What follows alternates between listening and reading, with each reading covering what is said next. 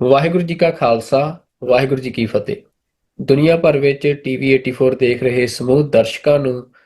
ਮੈਂ ਅੱਜ ਦੇ ਇਸ ਸੱਚੋ ਸੱਚ ਪ੍ਰੋਗਰਾਮ ਦੇ ਵਿੱਚ ਜੀ ਆਇਆਂ ਨੂੰ ਕਹਿਣਾ।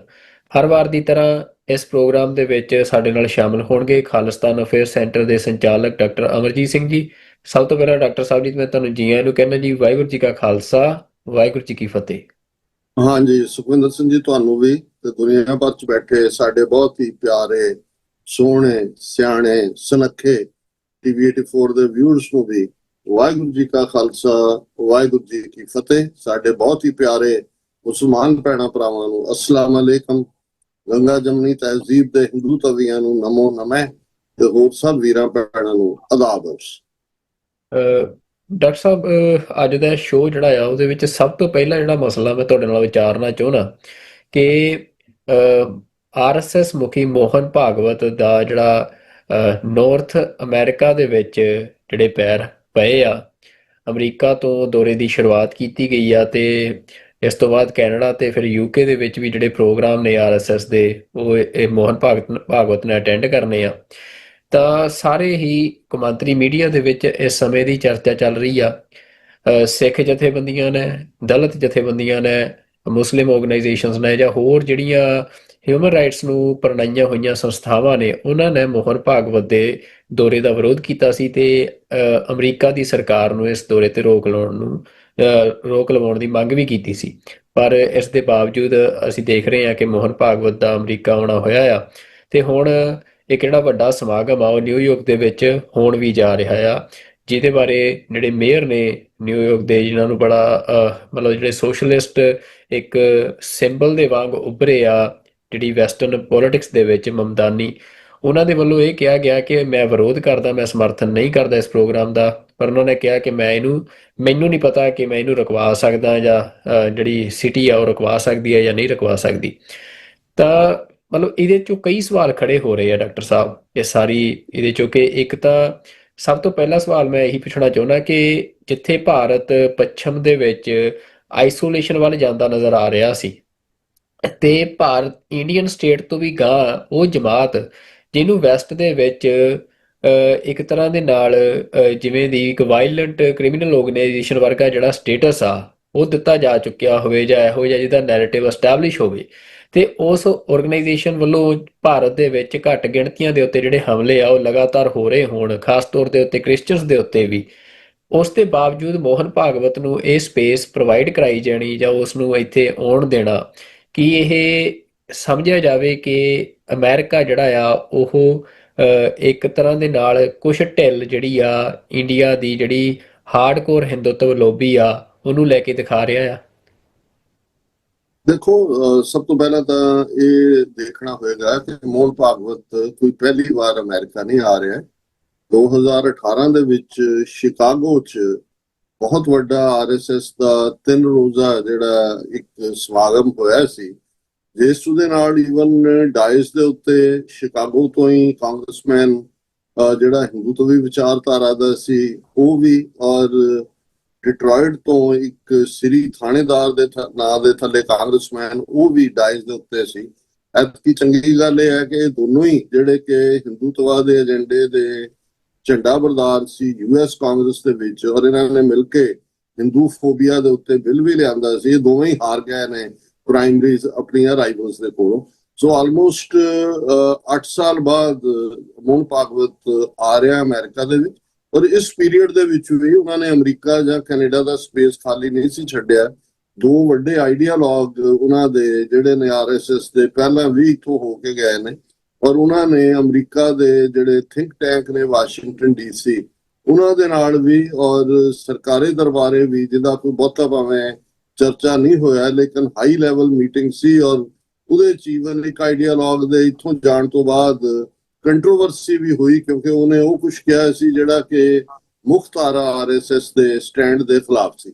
ਜੇ ਮੈਂ ਇਸ ਤੋਂ ਵੀ ਪਿੱਛੇ ਜਾਵਾਂ, ਔਰ ਅੱਜ ਹੀ ਪਾਕਿਸਤਾਨ ਦੇ ਇੱਕ ਪ੍ਰੋਮੀਨੈਂਟ ਆਫੀਸ਼ੀਅਲ ਚੈਨਲ ਦੇ ਉੱਤੇ ਡਿਸਕਸ਼ਨ 'ਚ ਵੀ ਇਹ ਸਵਾਲ ਸਾਹਮਣੇ ਆਇਆ ਸੀ ਕਿ ਆਰਐਸਐਸ ਔਰ ਅਮਰੀਕਾ ਦੇ ਜਿਹੜੇ ਵਾਈਟ ਸੁਪਰੀਮੈਸਿਸਟ ਨੇ, ਅੱਜ ਬੇਸ਼ੱਕ ਉਹਨਾਂ ਦੀ ਕੋਈ ਕੂਕਲੈਕਸ ਕਲੈਨ ਵਰਗੀ ਜਥੇਬੰਦੀ ਤਾਂ ਨਹੀਂ ਹੈ, ਪਰ ਜੇ ਅਸੀਂ ਦੇਖੀਏ ਕਿ ਰਿਪਬਲਿਕਨ ਪਾਰਟੀ ਦਾ ਜਿਹੜਾ ਹਾਰਡਕੋਰ ਏਜੰਡਾ ਹੈ, ਜਿਹਦੇ ਚੋਂ ਪ੍ਰੈਜ਼ੀਡੈਂਟ ਟਰੰਪ ਜਾਂ ਮੇਕ ਅਮਰੀਕਾ ਗ੍ਰੇਟ ਅਗੇਨ ਇਹ ਸਾਰੀ ਆਈਡੀਓਲੋਜੀ ਨਿਕਲਦੀ ਹੈ, ਇਹਨਾਂ ਦੇ ਆਰਐਸਐਸ ਨਾਲ ਸੰਬੰਧ ਲਗਭਗ ਇੱਕ ਸਦੀ ਪੁਰਾਣੇ ਨੇ। ਆਰਐਸਐਸ ਦੇ ਜਨਮ ਨਾਲ ਹੀ ਜੁੜੇ ਹੋਏ ਨੇ। ਔਰ ਜਿਹੜੇ ਲੋਕ ਥੋੜਾ ਬਹੁਤ ਜਿਹੜਾ ਐਨਾਲਿਟੀਕਲ ਜਾਂ ਪਰਚੋਲਾਤਮਕ ਮਾਈਂਡਸੈਟ ਰੱਖਦੇ ਨੇ, ਉਹਨਾਂ ਨੂੰ ਇਸ ਗੱਲ ਦੀ ਜ਼ਰੂਰ ਸਮਝ ਹੋਏਗੀ ਵੀ ਜਦੋਂ ਜਰਮਨੀ ਦੇ ਵਿੱਚ ਫਸਟ ਵਰਲਡ ਵਾਰ ਤੋਂ ਬਾਅਦ ਇੱਕ ਪਾਸੇ ਨਾਜ਼ੀ ਪਾਰਟੀ ਜਿਹੜੀ ਹੈ ਉਹ ਪਪੂਲਰ ਹੋ ਰਹੀ ਸੀ, ਉਸ ਦੇ ਨਾਲ ਈਵਨ ਅਮਰੀਕਾ ਦੇ ਵਿੱਚ ਉਸ ਵੇਲੇ ਅਮਰੀਕਾ ਦੇ ਪ੍ਰੈਜ਼ੀਡੈਂਟ ਵੁਡਰੋ ਵਿਲਸਨ ਸਨ, ਜਿਨ੍ਹਾਂ ਨੇ ਅਮਰੀਕਾ ਨੂੰ ਫਸਟ ਵਰਲਡ ਵਾਰ ਦੇ ਵਿੱਚ ਜਿਹੜਾ ਉਹ ਲੀਡ ਵੀ ਕੀਤਾ ਸੀ। ਔਰ ਉਹ ਕਾਫੀ ਹਮਦਰਦੀ ਰੱਖਦੇ ਸੀ ਕੂ ਕਲੈਕਸ ਕਲੈਨ ਦੇ ਨਾਲ, ਜਿਹੜੀ ਵਾਈਟ ਸੁਪਰੈਮੈਸਿਸਟ ਦੀ ਜਮਾਤ ਸੀ। ਔਰ ਇਹ ਉਹ ਪੀਰੀਅਡ ਵੀ ਹੈ ਕਿ ਜਿਸ ਤਰ੍ਹਾਂ ਮਨੂ ਸਮ੍ਰਿਤੀ ਦੇ ਵਿੱਚ ਬਿਲਕੁਲ ਔਰਤਾਂ ਔਰ ਸ਼ੂਦਰਾਂ ਦੇ ਹੱਕਾਂ ਨੂੰ ਬਿਲਕੁਲ ਡਿਨਾਈ ਕੀਤਾ ਗਿਆ, ਉਹਨਾਂ ਨੂੰ ਹਿਊਮਨ ਬੀਇੰਗ ਵੀ ਨਹੀਂ ਮੰਨਿਆ ਜਾਂਦਾ ਹੈ। ਬਹੁਤ ਸਾਰੇ ਲੋਕ ਭੁੱਲ ਜਾਂਦੇ ਨੇ ਕਿ ਅਮਰੀਕਾ ਦੇ ਵਿੱਚ ਵੀ ਜਿਹੜਾ ਔਰਤਾਂ ਨੂੰ ਵੋਟ ਦਾ ਹੱਕ 1920 ਦੇ ਵਿੱਚ ਮਿਲਿਆ, ਲੇਕਿਨ ਉਸ ਵੇਲੇ ਵੁਡਰੋ ਵਿਲਸਨ ਇਸ ਦੇ ਹੱਕ ਦੇ ਵਿੱਚ ਨਹੀਂ ਸੀ। ਇਨੀਸ਼ੀਅਲੀ ਉਹ ਔਰਤਾਂ ਨੂੰ ਜਿਹੜਾ ਵੋਟ ਦਾ ਹੱਕ ਨਹੀਂ ਸੀ ਦੇਣਾ ਚਾਹੁੰਦੇ। ਬਾਅਦ ਦੇ ਵਿੱਚ ਉਹਦੀ ਡਾਟਰ ਨੇ ਪਰਸੂਏਡ ਕੀਤਾ ਜਾਂ ਪੋਲੀਟੀਕਲ ਸਿਚੁਏਸ਼ਨ ਦੂਸਰੇ ਪਾਸਿਓਂ ਇਵੇਂ ਦੀ ਹੋਈ ਕਿ ਉਹਨਾਂ ਨੂੰ ਅੱਗੇ ਆਉਣਾ ਪਿਆ। ਸੋ ਇਹ ਸਮਝਣਾ ਹੋਏਗਾ ਕਿ ਨਾਜ਼ੀ ਆਈਡੀਓਲੋਜੀ ਜਿਹੜੀ ਹੈ ਉਹ ਇਨਫੈਕਟ ਡੈਰੀਵੇਟਿਵ ਹੈ ਬ੍ਰਾਹਮਣਵਾਦ ਦੇ ਵਰਣ ਆਸ਼ਰਮ ਸਿਧਾਂਤ ਦੀ, ਜਿਸ ਵਰਣ ਮਤਲਬ ਜਿਹੜਾ ਲਫ਼ਜ਼ ਹੈ ਸੰਸਕ੍ਰਿਤ ਦਾ ਹੈ, ਜਿਸ ਦਾ ਮਤਲਬ ਕਲਰ ਹੈ। ਔਰ ਕਲਰ ਬੇਸ ਜਦੋਂ ਤੁਸੀਂ ਬ੍ਰਾਹਮਣ ਕਸ਼ਤਰੀय ਵੈਸ਼ ਸ਼ੂਦਰ ਇਹ ਚਾਰ ਵਰਨਾਂ ਦੀ ਡਿਵੀਜ਼ਨ ਵੀ ਦੇਖਦੇ ਹੋ ਤੇ ਬੜੀ ਕਲੀਅਰਲੀ ਬ੍ਰਾਹਮਣ ਨੂੰ ਡਿਫਾਈਨ ਕੀਤਾ ਹੋਇਆ। ਔਰ ਬਿਲਕੁਲ ਉਹੀ ਸਿੰਪਟਮਸ ਨੇ ਜਾਂ ਉਹੀ ਫੀਚਰ ਨੇ ਜਿਹੜੇ ਕਿ ਨਾਜ਼ੀਆਂ ਨੇ ਜਦੋਂ ਵਾਈਟ ਸੁਪਰੈਮਿਜ਼ਮ ਦੀ ਗੱਲ ਕੀਤੀ, ਵਾਈਟ ਮੈਨ ਨੂੰ ਡਿਫਾਈਨ ਕੀਤਾ। ਔਰ ਉਹਦੇ ਚ ਮੈਂਸ਼ਨ ਹੈ ਕਿ ਲੰਬਾ ਕੱਦ, ਲੰਬਾ ਨੱਕ, ਗੌਰ ਵਰਣ, ਗੋਰਾ ਰੰਗ ਹੋਏਗਾ ਨੱਕ, ਕਿਉਂਕਿ ਤੁਸੀਂ ਬਹੁਤ ਵਾਰੀ ਦੇਖੋਗੇ ਕਿ ਜਿਹੜਾ ਰੇਸ਼ੀਅਲ ਡਿਫਰੈਂਸਿਸ ਨੇ ਉਹ ਮੰਗਲੋਇਡ ਹੋਣ, ਫੀਨੇ ਨੱਕ ਵਾਲੇ ਹੋਣਗੇ। ਤੁਸੀਂ ਜਿਹੜੇ ਯਹੂਦੀ ਨੇ ਉਹਨਾਂ ਦਾ ਨੱਕ ਜਿਹੜਾ ਉਹ ਬਿਲਕੁਲ ਡਿਫਰੈਂਟਲੀ ਤੁਸੀਂ ਉਹਨੂੰ ਆਇਡੈਂਟੀਫਾਈ ਕਰ ਸਕਦੇ ਹੋ। ਹਬਸ਼ੀ ਜਾਂ ਜਿਹਨਾਂ ਨੂੰ ਅਫਰੀਕਨ ਅਮਰੀਕਨ ਹੁਣ ਕਿਹਾ ਜਾਂਦਾ ਹੈ, ਉਹਨਾਂ ਦਾ ਇਹ ਸੋ ਇਸ ਗੱਲ ਨੂੰ ਯਕੀਨੀ ਬਣਾਇਆ ਹੋਇਆ ਮਨੂ ਨੇ, ਜਿਹਨੂੰ ਕੋਡੀਫਾਈ ਕੀਤਾ। ਔਰ ਇਧਰ ਵਾਈਟ ਸੁਪਰੈਮੈਸਿਸਟ ਦਾ ਵੀ ਇਹ ਲਾਈਨ ਰਹੀ ਹੈ। ਸੋ ਇਹ ਜਿਹੜੇ ਕਨੈਕਸ਼ਨਸ ਨੇ ਉਸ ਪੀਰੀਅਡ ਦੇ ਵਿੱਚ, ਔਰ ਕੱਲਾ ਇਹੀ ਨਹੀਂ, ਆਰਐਸਐਸ ਨੂੰ ਤਾਂ ਅਸੀਂ ਹਾਰਡਕੋਰ ਕਹਿ ਸਕਦੇ ਹਾਂ ਕਿ ਜੀ ਇਹ ਮਨੂ ਸਮ੍ਰਿਤੀ ਜਾਂ ਹਿੰਦੁਸਤਾਨ ਇਹਨਾਂ ਨੇ ਨਾਜ਼ੀਆਂ ਦੇ one nation one race one people concept ਤੋਂ ਲਿਆ। ਤੁਹਾਨੂੰ ਹੈਰਾਨੀ ਹੋਏਗੀ ਕਿ ਰਵਿੰਦਰਨਾਥ ਟੈਗੋਰ, ਕਿਉਂਕਿ ਜਦੋਂ ਅਸੀਂ ਆਰਐਸਐਸ ਦੀ ਆਈਡੀਓਲੋਜੀ ਦੇਖਦੇ ਹਾਂ, ਇਹ ਮਹਿਜ਼ ਕੱਲੀ ਨਾਜ਼ੀ ਆਈਡੀਓਲੋਜੀ ਤੇ ਬੇਸਡ ਨਹੀਂ ਹੈ। ਇਹਦਾ ਇੱਕ ਐਲੀਮੈਂਟ ਨਾਜ਼ੀਆਂ ਤੇ ਆਧਾਰਿਤ ਹੈ, ਦੂਸਰਾ ਐਲੀਮੈਂਟ ਉਸ ਵੇਲੇ ਇਟਲੀ ਦਾ ਜਿਹੜਾ ਡਿਕਟੇਟਰ ਬਣਿਆ ਮੁਸੋਲਿਨੀ, ਜਿਸ ਚੋਂ ਲਫ਼ਜ਼, ਕਿਉਂਕਿ ਫਾਸ਼ਿਜ਼ਮ ਜਾਂ ਫਾਸਿਸਟ ਲਫ਼ਜ਼ ਇਟਾਲੀਅਨ ਜ਼ਬਾਨ ਦਾ ਹੈ, ਉਹਨਾਂ ਦਾ ਡਰੈਸ ਜਿਹੜਾ ਇਹਨਾਂ ਦਾ ਹੈ ਬਰਾਊਨ ਸ਼ਰਟਸ ਦੇ ਬੇਸ ਉਹ ਇਹਨਾਂ ਦਾ ਹੈ। ਔਰ ਰਵਿੰਦਰਨਾਥ ਟੈਗੋਰ, ਜਿਸ ਨੂੰ ਨੋਬਲ ਪ੍ਰਾਈਜ਼ ਵੀ ਮਿਲਿਆ ਲਿਟਰੇਚਰ ਦੇ ਲਈ, ਉਹ 2 ਵਾਰ ਮੁਸੋਲਿਨੀ ਨੂੰ ਮਿਲਿਆ। ਚਲੋ ਪਹਿਲੀ ਵਾਰ ਤਾਂ ਅਜੇ ਮੁਸੋਲਿਨੀ ਪਾਵਰ 'ਚ ਆ ਰਿਹਾ ਸੀ, ਉਹਦੀ ਆਈਡੀਓਲੋਜੀ ਬੜੀ ਕਲੀਅਰ ਨਹੀਂ ਸੀ, ਪਰ ਜਦੋਂ ਉਹ ਬਿਲਕੁਲ ਉਹਨੇ ਆਪਣਾ ਜਿਹੜਾ ਉਹ ਫਾਸ਼ਿਜ਼ਮ ਦਾ ਏਜੰਡਾ ਲਾਗੂ ਕਰਨਾ ਸ਼ੁਰੂ ਕੀਤਾ ਹੋਇਆ ਸੀ, ਮਨਾ ਕਰਨ ਦੇ ਬਾਵਜੂਦ ਵੀ ਰਵਿੰਦਰਨਾਥ ਟੈਗੋਰ ਨੇ ਸੈਕੰਡ ਟਾਈਮ ਵੀ ਮੁਸੋਲਿਨੀ ਦੇ ਨਾਲ ਮੀਟਿੰਗ ਕੀਤੀ, ਬੜਾ ਪ੍ਰਭਾਵਿਤ ਹੋਇਆ ਉਹਨਾਂ ਤੋਂ। ਸੋ ਇਹ ਜਦੋਂ ਤੱਕ ਤੁਸੀਂ ਜਿਹੜਾ ਕਰੰਟ ਪਾਰਟ, ਔਰ ਹੁਣ ਇਸ ਵੇਲੇ ਅਮਰੀਕਾ 'ਚ ਕਿਉਂਕਿ ਇਹ ਸਵਾਲ ਪੁੱਛਿਆ ਜਾ ਰਿਹਾ ਹੈ ਕਿ ਵੀ ਇਸ ਵੇਲੇ ਜਦੋਂ ਆਲਰੇਡੀ ਇਰਾਨ ਕ੍ਰਾਈਸਿਸ ਚੱਲ ਰਿਹਾ ਹੈ, ਇਹ ਪੀਰੀਅਡ ਜਦੋਂ ਇੰਡੀਆ ਦੇ ਨਾਲ ਜੇ ਰਿਲੇਸ਼ਨ ਸਾਵੇਂ ਅਮਰੀਕਾ ਦੇ ਨਹੀਂ ਨੇ, ਇਵਨ ਟ੍ਰੇਡ ਡੀਲ 1 ਸਾਲ ਤੋਂ ਜ਼ਿਆਦਾ ਡਿਸਕਸ ਹੋਣ ਦੇ ਬਾਵਜੂਦ ਸਾਈਨ ਨਹੀਂ ਹੋਈ। ਅਜੇ ਜਿਹੜੇ H1B ਵੀਜ਼ਿਆਂ ਨੂੰ ਲੈ ਕੇ ਜਿਹੜੇ ਲਾਭਾਰਥੀ 80% ਭਾਰਤੀ ਨੇ, ਉਹਨਾਂ ਨੂੰ ਲੈ ਕੇ 1 ਲੱਖ ਦੀ ਫੀਸ ਜਿਹੜੀ ਹੈ ਅਨਾਉਂਸ ਕੀਤੀ ਗਈ ਹੈ। ਇਮੀਗ੍ਰੈਂਟਸ ਦਾ ਹਾਲ ਚੇਨਸ ਔਰ ਸ਼ੈਕਲਸ ਦੇ ਵਿੱਚ ਇੰਡੀਅਨਸ ਨੂੰ ਹੁਣ ਆਲਮੋਸਟ 2 ਹਫ਼ਤੇ ਬਾਅਦ ਇੱਕ ਅੱਧੀ ਫਲਾਈਟ ਜਾਂਦੀ ਔਰ ਮੀਡੀਆ 'ਚੋਂ ਖਬਰ ਗਾਇਬ ਕਰ ਦਿੱਤੀ ਗਈ। ਸੋ ਟਾਈਮਿੰਗ ਕਿ ਵੀ ਇਸ ਪੀਰੀਅਡ ਦੇ ਵਿੱਚ ਆਰਐਸਐਸ ਮੁਖੀ ਦਾ ਆਣਾ, ਔਰ ਅੱਗੇ ਤਾਂ ਉਹਨਾਂ ਨੇ ਆਪਣਾ ਫੰਕਸ਼ਨ ਕਰਕੇ ਜਿਵੇਂ ਸ਼ਿਕਾਗੋ ਜਾਂ ਦੂਜਾ, ਉਦੋਂ ਕੋਈ ਬਹੁਤਾ ਇਹਦਾ ਫੋਕਸ ਨਹੀਂ ਸੀ। ਇਸ ਵਾਰ ਈਵਨ ਚੈਲੰਜਸ ਲੈਵਲ ਦੇ ਉੱਤੇ ਕਿ ਮੈਡੀਸਨ ਸਕੁਅਰ ਗਾਰਡਨ, ਜਿਹਦੇ ਬਾਰੇ ਇਹ ਆਂਦਾ ਹੈ ਕਿ ਵੀ 1930s ਦੇ ਵਿੱਚ ਕਿੰਨੇ ਹਜ਼ਾਰ ਨਾਜ਼ੀਆਂ ਨੇ ਜਿਹੜਾ ਉਹ ਆਕੂਪਾਈ ਕੀਤਾ ਸੀ ਮੈਡੀਸਨ ਸਕੁਅਰ ਗਾਰਡਨ ਨੇ, ਵੀ ਫੈਕਟਸ ਬਹੁਤ ਸਾਰੇ ਸਾਹਮਣੇ ਆ ਰਹੇ ਨੇ ਵੀ ਇਹ ਪੀਰੀਅਡ ਕਿਉਂ ਚੁਣਿਆ ਗਿਆ। ਫਿਰ ਸਾਨੂੰ ਇਹ ਸਮਝਣਾ ਹੋਏਗਾ ਕਿ ਬੇਸ਼ੱਕ ਆਰਐਸਐਸ ਜਿਹਦੇ ਫਾਊਂਡਰ ਹੈਡਗਵੇਅਰ ਵੀ, ਔਰ ਜਿਹੜਾ ਇਹਨਾਂ ਦਾ ਦੂਸਰਾ ਆਈਡੀਆਲੋਗ ਜਿਹਨੇ ਹਿੰਦੂਤਵਾ ਟਰਮ ਕੋਇਨ ਕੀਤੀ, ਬੇਸ਼ੱਕ ਉਹ ਕਦੇ ਆਰਐਸਐਸ ਨਾਲ ਸਿੱਧੇ ਤੌਰ ਤੇ ਸੰਬੰਧਿਤ ਨਹੀਂ ਰਿਹਾ, ਸਾਵਰਕਰ ਵੀ,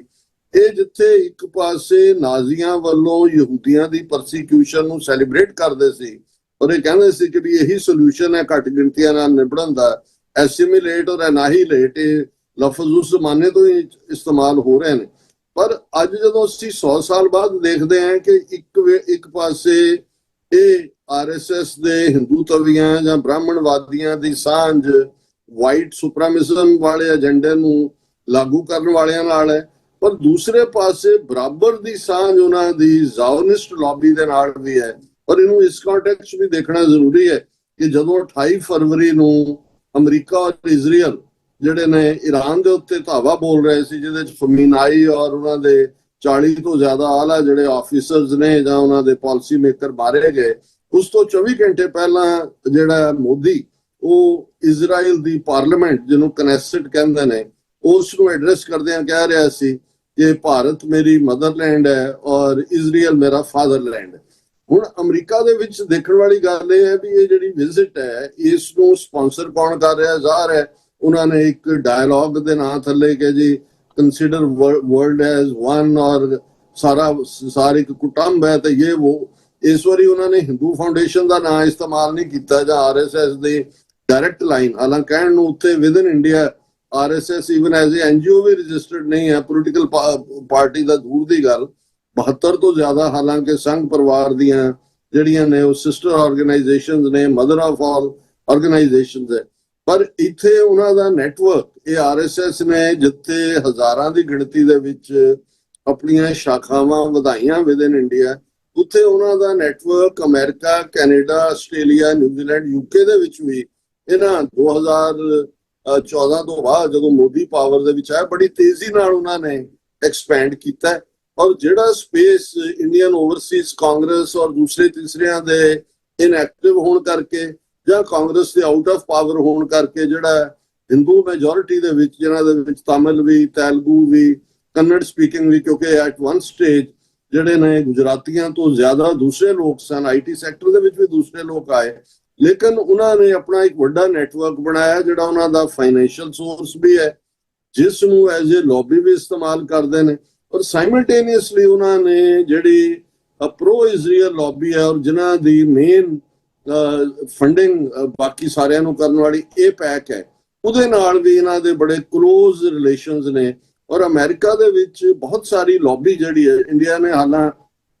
ਇੰਡੀਪੈਂਡੈਂਟ 2 ਲੌਬਿੰਗ ਫਰਮਸ ਵੀ ਹਾਇਰ ਕੀਤੀਆਂ ਨੇ, ਜਿਨ੍ਹਾਂ ਦੇ ਅਗੇਨ ਸਬੰਧ ਜਿਹੜੇ ਨੇ ਏਪੈਕ ਨਾਲ ਜਾ ਕੇ ਜੁੜਦੇ ਨੇ। ਸੋ ਇਸ ਵੇਲੇ ਅਮਰੀਕਾ ਦੇ ਵਿੱਚ ਜਿਹੜੀ ਏਪੈਕ ਦਾ ਜਾਂ ਪ੍ਰੋ ਜ਼ਾਓਨਿਸਟ ਲਾਈਨ ਉਹ ਵੀ ਅੰਡਰ ਕੁਐਸਚਨ ਹੈ। ਔਰ ਜਿਹੜੀ make America great again lobby ਹੈ ਉਹ ਇਹਨਾਂ ਦੇ ਪਿੱਛੇ ਪਈ ਹੋਈ ਹੈ। 70% ਤੋਂ ਜ਼ਿਆਦਾ ਅਮਰੀਕਨ ਜਿਹੜੀਆਂ ਪਿਊ ਦੀਆਂ ਪੋਲਸ ਨੇ ਜਾਂ ਅਦਰਵਾਈਜ਼ ਕੁਝ ਹੋਰ ਇੰਡੀਪੈਂਡੈਂਟ ਪੋਲਸ ਨੇ, ਉਹ ਕਹਿੰਦੇ ਨੇ ਕਿ 70% ਅਮਰੀਕਨ ਇਸ ਗੱਲ ਦੇ ਖਿਲਾਫ ਨੇ ਕਿ ਇਹ ਜਿਹੜਾ pro Israel agenda vis a vis Iran adopt ਕੀਤਾ ਜਾ ਰਿਹਾ, ਇਹ ਸਾਡੇ ਇੰਟਰਸਟ ਦੇ ਅਗੇਂਸਟ ਹੈ। ਲੌਬੀ ਤਾਂ ਸੀ ਮੇਕ ਅਮਰੀਕਾ ਗ੍ਰੇਟ ਅਗੇਨ, ਪਰ ਇੱਥੇ ਹੋ ਰਿਹਾ ਵੀ ਮੇਕ ਇਜ਼ਰਾਈਲ ਗ੍ਰੇਟ ਅਗੇਨ। ਸੋ ਮੈਨੂੰ ਇਹ ਲੱਗਦਾ ਵੀ ਇਸ ਵੇਲੇ ਹਾਲਾਂ ਦਿਲਚਸਪ ਗੱਲ ਇਹ ਹੈ ਵੀ ਅਮਰੀਕਾ ਦੇ ਹੀ ਜਿਹੜੇ ਯੂਐਸ ਸਰਫ ਉਸ ਦੀ ਜਿਹੜੀ ਮੇਨ ਸਟੇਟਮੈਂਟ ਵਿਜ਼ਿਟ ਤੋਂ ਪਹਿਲਾਂ 2 ਹਫ਼ਤੇ ਪਹਿਲਾਂ ਆਈ, ਉਹਨਾਂ ਨੇ ਅਮਰੀਕਨ ਅਧਿਕਾਰੀਆਂ ਨੂੰ ਕਿਹਾ ਕਿ ਵੀ ਇਹਨਾਂ ਦੇ ਨਾਲ ਕੋਈ ਆਲਾ ਹਾਈ ਲੈਵਲ ਕੋਈ ਮੁਲਾਕਾਤ ਨਾ ਕੀਤੀ ਜਾਏ। ਦੂਸਰਾ ਉਹਨਾਂ ਨੇ ਕਿਹਾ ਆਰਐਸਐਸ ਦੇ ਉੱਤੇ ਸੈਂਕਸ਼ਨਸ ਲਾਈਆਂ ਜਾਣ। ਅਜੇ ਤੱਕ ਅਦਰ ਦੈਨ ਕਿ ਮੈਡੀਸਨ ਸਕੇਅਰ ਗਾਰਡਨ ਦਾ ਪ੍ਰੋਗਰਾਮ ਜਿਹੜਾ ਉਹਨਾਂ ਦੀ news agency press trust of India ਨੇ ਜਿਹੜਾ ਉਹ ਐਡਵਰਟਾਈਜ਼ ਕੀਤਾ ਵੀ ਹੋ ਰਿਹਾ, ਹੋਰ ਕੋਈ ਉਹਦੀਆਂ ਮੀਟਿੰਗਸ ਕਿਹਦੇ ਨਾਲ ਨੇ, ਉਹਨੇ ਕਿਹਨੂੰ ਐਡਰੈਸ ਕਰਨਾ ਹੈ, ਇਹ ਅਜੇ ਤੱਕ ਉਹਨਾਂ ਨੇ ਰਿਵੀਲ ਨਹੀਂ ਕੀਤਾ। ਸੋ ਇੱਕ ਪਾਰਟ ਤਾਂ ਜਦੋਂ ਇਹ ਸਾਰੀਆਂ 3-4 ਦਿਨ ਦੇ ਇਸ ਪੀਰੀਅਡ 'ਚ ਉਸ ਦੀਆਂ ਮੀਟਿੰਗਸ ਕਿਸ ਲੈਵਲ ਤੇ ਹੁੰਦੀਆਂ ਨੇ, ਕਿ ਯੂਐਸ ਸਰਫ ਦੀ ਜਿਹੜੀ ਹਦਾਇਤ ਹੈ ਆਫੀਸ਼ੀਅਲਸ ਨੂੰ ਮੇਨ ਉਹਨੂੰ ਸ਼ਨ ਕਰਦੇ ਨੇ ਮੋਹਨ ਭਾਗਵਤ ਨੂੰ। ਔਰ ਦੂਸਰਾ ਮੈਂ ਸਮਝਦਾ ਕਿ ਵੀ ਕੰਟੀਨਿਊਸ, ਜਿਵੇਂ ਤੁਸੀਂ ਬਿਲਕੁਲ ਠੀਕ ਕਿਹਾ ਕਿ ਇੱਕ ਪਾਸੇ ਜਿਹੜੀ ਏਪੈਕ ਦੀ ਲੌਬੀ ਹੈ ਪ੍ਰੋ ਇਜ਼ਰਾਈਲ, ਉਹ ਤਾਂ ਹੈਂਡ ਇਨ ਗਲਵ ਹੈ ਇੰਡੀਅਨਸ ਦੇ ਨਾਲ। ਔਰ ਦੂਸਰਾ ਵਾਈਟ ਸੁਪਰਾਮਿਸਟ ਦਾ ਇੱਕ ਗਰੁੱਪ ਜਿਹੜਾ ਉਹ ਅਲਾਈਨ ਰਿਹਾ ਪਰ ਜਿਹੜੀ ਹੁਣ ਜਿਸ ਨੂੰ ਤੁਸੀਂ ਡਾਈਕੋਟਮੀ ਕਹਿ ਸਕਦੇ ਹੋ, ਉਹ ਇਹ ਹੈ ਕਿ ਅੱਜ ਜਦੋਂ ਅਸੀਂ ਗੱਲ ਵੀ ਕਰ ਰਹੇ ਹਾਂ, 24 ਘੰਟੇ ਪਹਿਲਾਂ ਇੰਡੀਅਨ ਐਕਸਪ੍ਰੈਸ ਦੀ ਖਬਰ ਸੀ ਕਿ ਬੰਬੇ ਦੇ ਵਿੱਚ ਜਿਹੜਾ ਹੈ ਉਹ ਜਿੰਨੇ ਚਰਚਿਸ ਨੇ, ਖਾਸ ਤੌਰ ਤੇ ਉਹਦਾ ਚਰਚ ਦਾ ਨਾਂ ਵੀ ਹੈ ਕਿਉਂਕਿ ਇਹਨਾਂ ਦੀਆਂ ਵੀ ਹਜ਼ਾਰਾਂ ਡਿਨੋਮੀਨੇਸ਼ਨਸ ਨੇ, ਉਹਨਾਂ ਨੂੰ ਆਰਡਰ ਕੀਤਾ ਗਿਆ ਕਿ ਵੀ ਤੁਸੀਂ ਜਿਹੜਾ ਹੈ ਉਹ ਜਿੰਨੇ ਤੁਹਾਡੇ ਚਰਚ ਅਟੈਂਡੈਂਟ ਨੇ, ਅਟੈਂਡ ਕਰਦੇ ਨੇ ਰੈਗੂਲਰ, ਪੂਰਾ ਪਰਫਾਰਮਾ ਉਹਨਾਂ ਨੂੰ ਦਿੱਤਾ ਗਿਆ ਕਿ ਉਹਦੇ ਤੁਸੀਂ ਭਰਵਾਓ ਕਿ ਭਾਈ ਉਹ ਅਸੀਂ ਮਰਜ਼ੀ ਨਾਲ ਆ ਕੇ ਸਰਵਿਸ ਕਰ ਰਹੇ ਹਾਂ ਜਾਂ ਮਰਜ਼ੀ ਨਾਲ ਅਸੀਂ ਮਾਸ ਅਟੈਂਡ ਕਰ ਰਹੇ ਹਾਂ, ਸਾਡੇ ਤੇ ਕੋਈ ਦਬਾਅ ਨਹੀਂ, ਕੋਈ ਦੂਜਾ ਨਹੀਂ। ਤੋ ਕਿਉਂਕਿ ਇੱਕ ਪਾਸੇ ਜਿਹੜਾ ਦੂਸਰਾ ਚਰਚ ਹੈ ਸਾਊਦਰਨ ਬੈਪਟਿਸਟ ਚਰਚ, ਜਿਨ੍ਹਾਂ ਦਾ ਜੇ ਅਸੀਂ ਪਿਛਲੇ ਦਿਨ ਪੀਰੀਅਡ ਦੇ ਵਿੱਚ ਵੀ ਦੇਖੀਏ, ਕ੍ਰਿਸਚੀਅਨ ਸਾਇੰਸ ਮੋਨੀਟਰ ਔਰ ਦੂਸਰੇ ਜਿਹੜੇ ਪ੍ਰੋਮੀਨੈਂਟਲੀ ਕ੍ਰਿਸਚੀਅਨ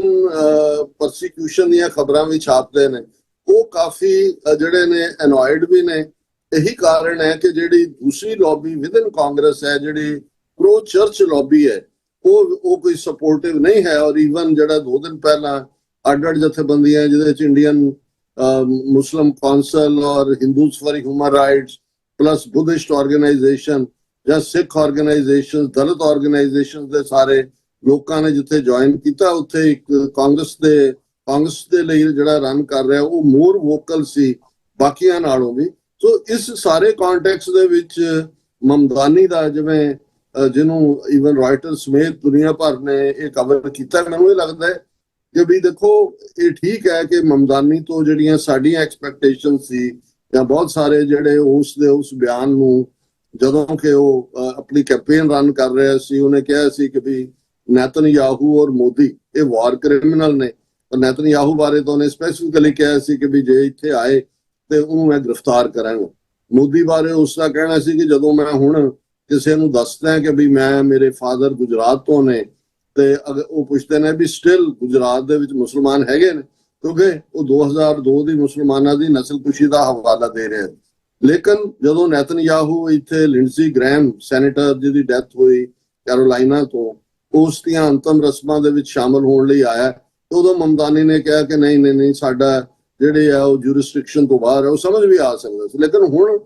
ਜਦੋਂ ਕਿ ਇਹ ਮੰਗ ਕੀਤੀ ਜਾ ਰਹੀ ਸੀ ਇੰਟਰਫੇਥ ਕੋਲੀਸ਼ਨ ਵੱਲੋਂ ਵੀ, ਦੂਸਰੀਆਂ ਆਰਗੇਨਾਈਜੇਸ਼ਨਸ ਵੱਲੋਂ ਵੀ, ਜਾਂ ਜਿਹੜਾ ਨੂੰ ਯੂਐਸ ਸਰਵ ਸਮੇਤ ਜਿਨ੍ਹਾਂ ਦੀ ਲਾਈਨ ਬਿਲਕੁਲ ਕਲੀਅਰ ਹੈ, ਕਿਉਂਕਿ ਇਸ ਗੱਲ ਦਾ ਧਿਆਨ ਰਹੇ ਕਿ ਇਹ ਯੂਐਸ ਸਰਫ ਦੀ ਰਿਕਮੈਂਡੇਸ਼ਨ ਸੀ 2002 ਦੀ ਗੁਜਰਾਤ ਦੇ ਵਿੱਚ